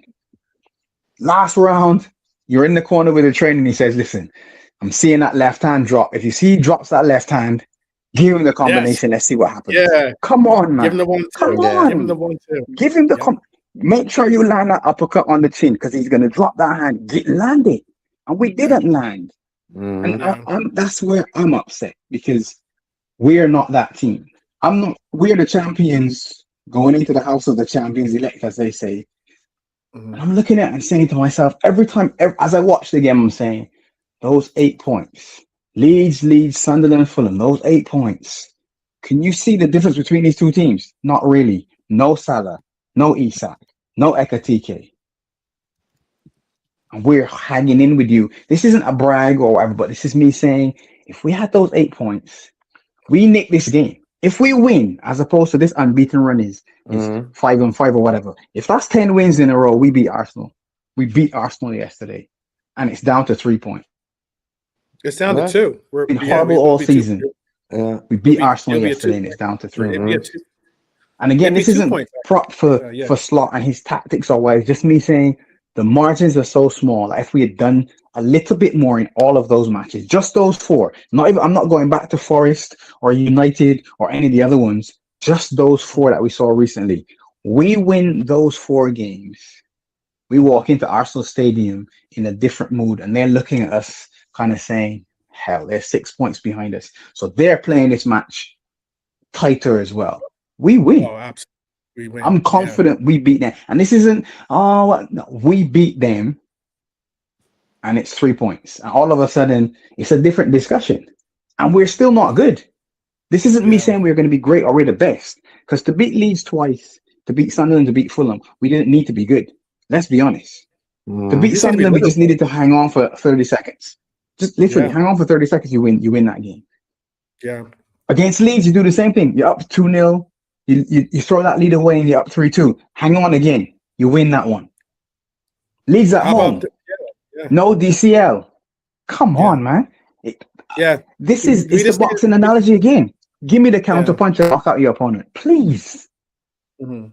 True. We basically needed to, in those games, that we would have made them look like we've looked against Leeds, I think, in those Yes. games, or against Spurs, or against all these teams that we struggled in those last minutes where you can see that we were tight. That would have Yes. been Arsenal in that moment. And this is the great Arsenal, you know. This is the Declan Rice who's as good as Steven Gerrard. This is the great Saka. This is the great Odegaard. This is the best defense in the world. The best goalkeeper in the world. No, this is what I heard. This is not me. I'm not trying to troll or anything. I'm saying what I've heard people say. This is Yeah. internet. You know, the internet world and pundits and who. This is what I've heard. People are saying these things. I'm saying, okay, good. So we went into the House of the Champions with all of these great players. We are rubbish at our worst point in the season, all-time low. Well, I think we were on the longest unbeaten run in the Prem, which is weird anyhow. But I didn't see Rice. I think Rice was good to a point, and then he dropped off. I thought Saka was okay to a point, and then it was. I think Kirk has had enough of him. Yeah, I got enough of you. I've got you. I thought. Yeah, you beat me once or twice, and I dived in. But for the most part, I managed you. Yeah. Yeah, he did. He managed them well enough that Saka was man, that's the frustration for me, man. That's really the frustration and the disappointment. And you read someone's quote where they said they're not sure what we're gonna get next. I agree. I don't know what we're gonna get, and that's the frustration for me. This isn't the beginning of something where you're saying, well, you know what? That's the game. Look at watch it now. We win. Right, I'm not dealing with unbeaten anymore. W's 7 in a row, 10 in a row. I'm not there. And that's what we need. No, that's honestly what we need is 10 in a row. The instant we didn't draw a match and we lost 6 and I think we were 7-6. I said, okay, cool. Leave that 0 in the middle and add to each side. So you can lose one more, but not draw any and keep winning. Yeah. That's what I've been saying that too. I've been saying that I don't want us to settle for draws. I'd rather see us I'd rather us lose and have gone for a win than settle for a draw. Because those 4 draws, 12. We lose 2, we win 2, we got 6 points instead of 4 in it. Yep. Simple mathematics. Yep. Very simple mathematics. I'm with you on that one. I'm with you. The draw thing has killed us, and that's the problem. We know this. We know it's the draws that kill us. The draws have lost us the title. You lose one game all season long. It's the fact that you drew 7 or 6 or 8 or whatever the number was. That's it. That right there. And it's got to be for me. If don't get it wrong. If we get a draw, like us, and I'm not going to say, how can I put this? I understand the dynamics of, well, at least we got a point. I understand that concept. Maybe, team was better than us that day or something along those lines. I get that. But realistically, I can't wrap my head around not going for the win, considering that you could have 3 draws and that equals 1 win. So, so get that win is better than the 6 points that you just dropped on getting 3 draws. Yep. Simple as. Well, we made it through an episode, people, where I didn't get too rattled. I don't think I got rattled. I'm pretty press resistant. Press resistant. I just, you look like McAllister today, man. You had a good one. McAllister had a good game. Right. You know what I mean? Yeah, man. Yeah. I'll take that. There you go. There you go. I like Macca. Yeah. Give me my Argentina jersey next. But yeah, I'm sure that we will have this conversation draw up some real question marks when we see what this coach puts together as our lineup against Barnsley. I'm hoping that our coach does not go into this FA Cup thinking, we can just let this tournament, we can let this domestic cup slide because of the toll of injuries that we have or anything like that. I want to go actively for the FA Cup. I want to actively, obviously, go for the Champions League, especially with the Premier League out of reach. Really, I just want to be competitive in the Premier League and obviously get top 4, and I'll be good. I think you can maintain 3-12 or top 3. You want to be in the top 3. I'm not hearing 4. I'm not hearing 4 and 5. I'm sorry. I'm not hearing that. All right. I'm not hearing that. Is it because you don't think Villa is better than us at this moment in time? All respect due to Villa. No. Oh wow. No. Wow, Emery, shots fired. They're good. No, they're good. Don't get me wrong. But when you look up front and it's only Ollie Watkins or Marlon as a replacement, I'm saying that's where you need to strengthen. If they don't buy in January or loan or something to add to a forward, I can't see them maintaining this good run. And the midfield's one. I like watching them play because of the quality of the midfield. But up front, they don't have enough. I think they will. I think that's the reason why they're not going to keep. They're going to, by freeing up that money that they had going towards Elliott. It's going to present them at least a. Go get Ivan Toney. They're like pretty tight when it comes to what they have available to spend. So by freeing up that money and then allocating it towards something else, you could see possibly something positive happen for them in the striker role, at least from a Villa perspective, not from our perspective, obviously, but from a Villa perspective. They should go get Ivan Toney on loan or somebody like that. John Duran, something like that. I think the problem with that is just that it becomes Ivan Toney's making good money. I know. But he's making 12. really, really good money. Remember what you said just now, right? You said I should go for the knockout. That's the knockout. That's the big gamble. That's you're in Vegas or whatever. You're all in. I'm going all in. Give me Ivan Toney. I'm all in. Villa needs to make that. This is the chance. This is it. I don't think they're going to get an opportunity like this again where they're within touching distance of the leaders, and you say to yourself, "Can we do this?" Yeah, you're right. Let's see. You're right. Yeah, you know what's wild about it is not even Ivan Toney. They should bring back the Colombian that they let go to Saudi Arabia. Yeah, Duran. I mentioned him, John Duran. Yeah, go get him again. Go back and say, hey, let's be friends and then make it work. Let's try to do it again. Right. Hey. I guess that's if you're a Villa fan, I guess that's something that you got your fingers crossed. If you're a Reds fan, probably could care less about that. So it is what it is. I would like them to get a striker still. I still want us to finish third. So whoever expects that's up to them. So those 3 are ahead of us. We need to get ahead of one of them. So if Villa were to win the league, then we need to be ahead of City then. If we can't win the league, I'll say I would like to see Villa win the league. How about that? I'll go as far as to say that.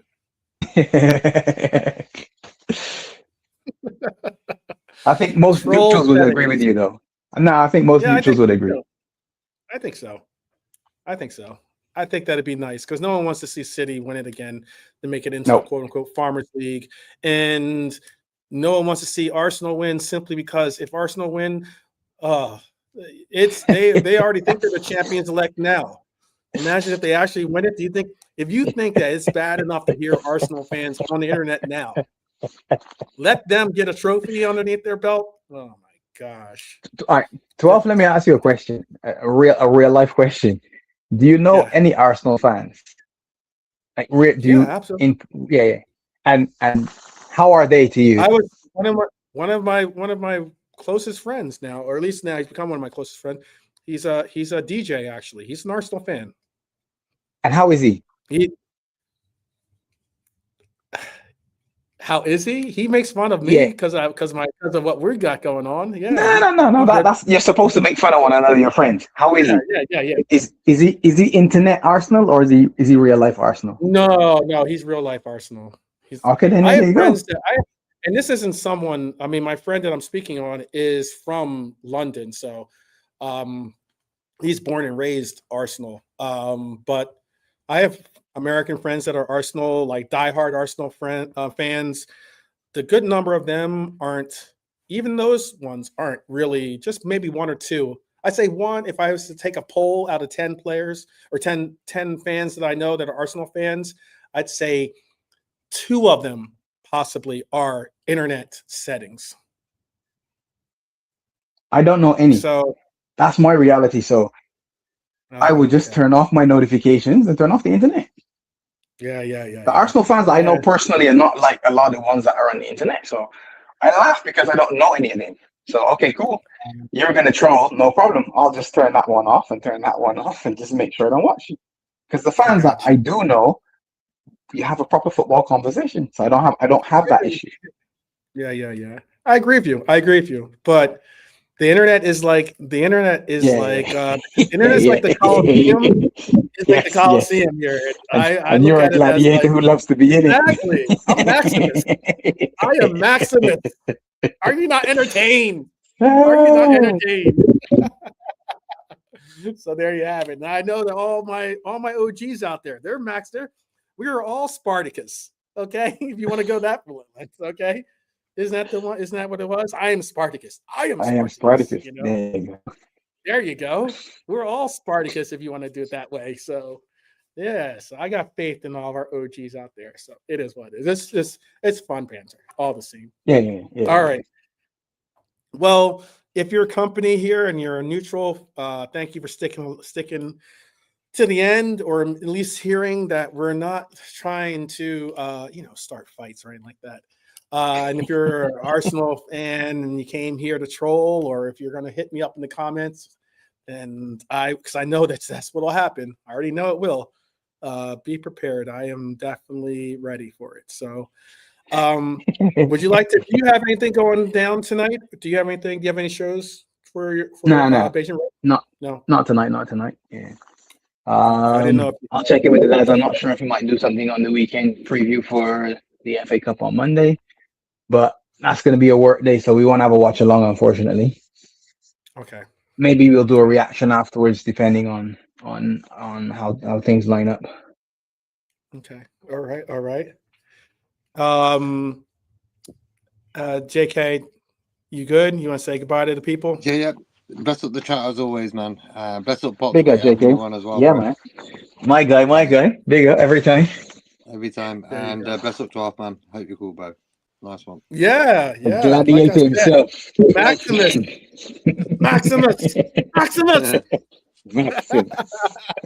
There you go. All right. We will see you guys tomorrow. Always fun settings when we have OGs in the house. So big proper respect to Pops representing Beijing Reds TV to the fullest. Shout out to JK for joining us as well. Shout out to him as well. And shout out to you in the chat. Definitely. We had 20 to 30 of you like rocking with us pretty much the entire time. So definitely big up. I know I got a late start today, but I appreciate that you rocked with us to the end. So we will see you tomorrow. Until then, always and forever, up the Reds, and we'll see you soon. Take care, guys.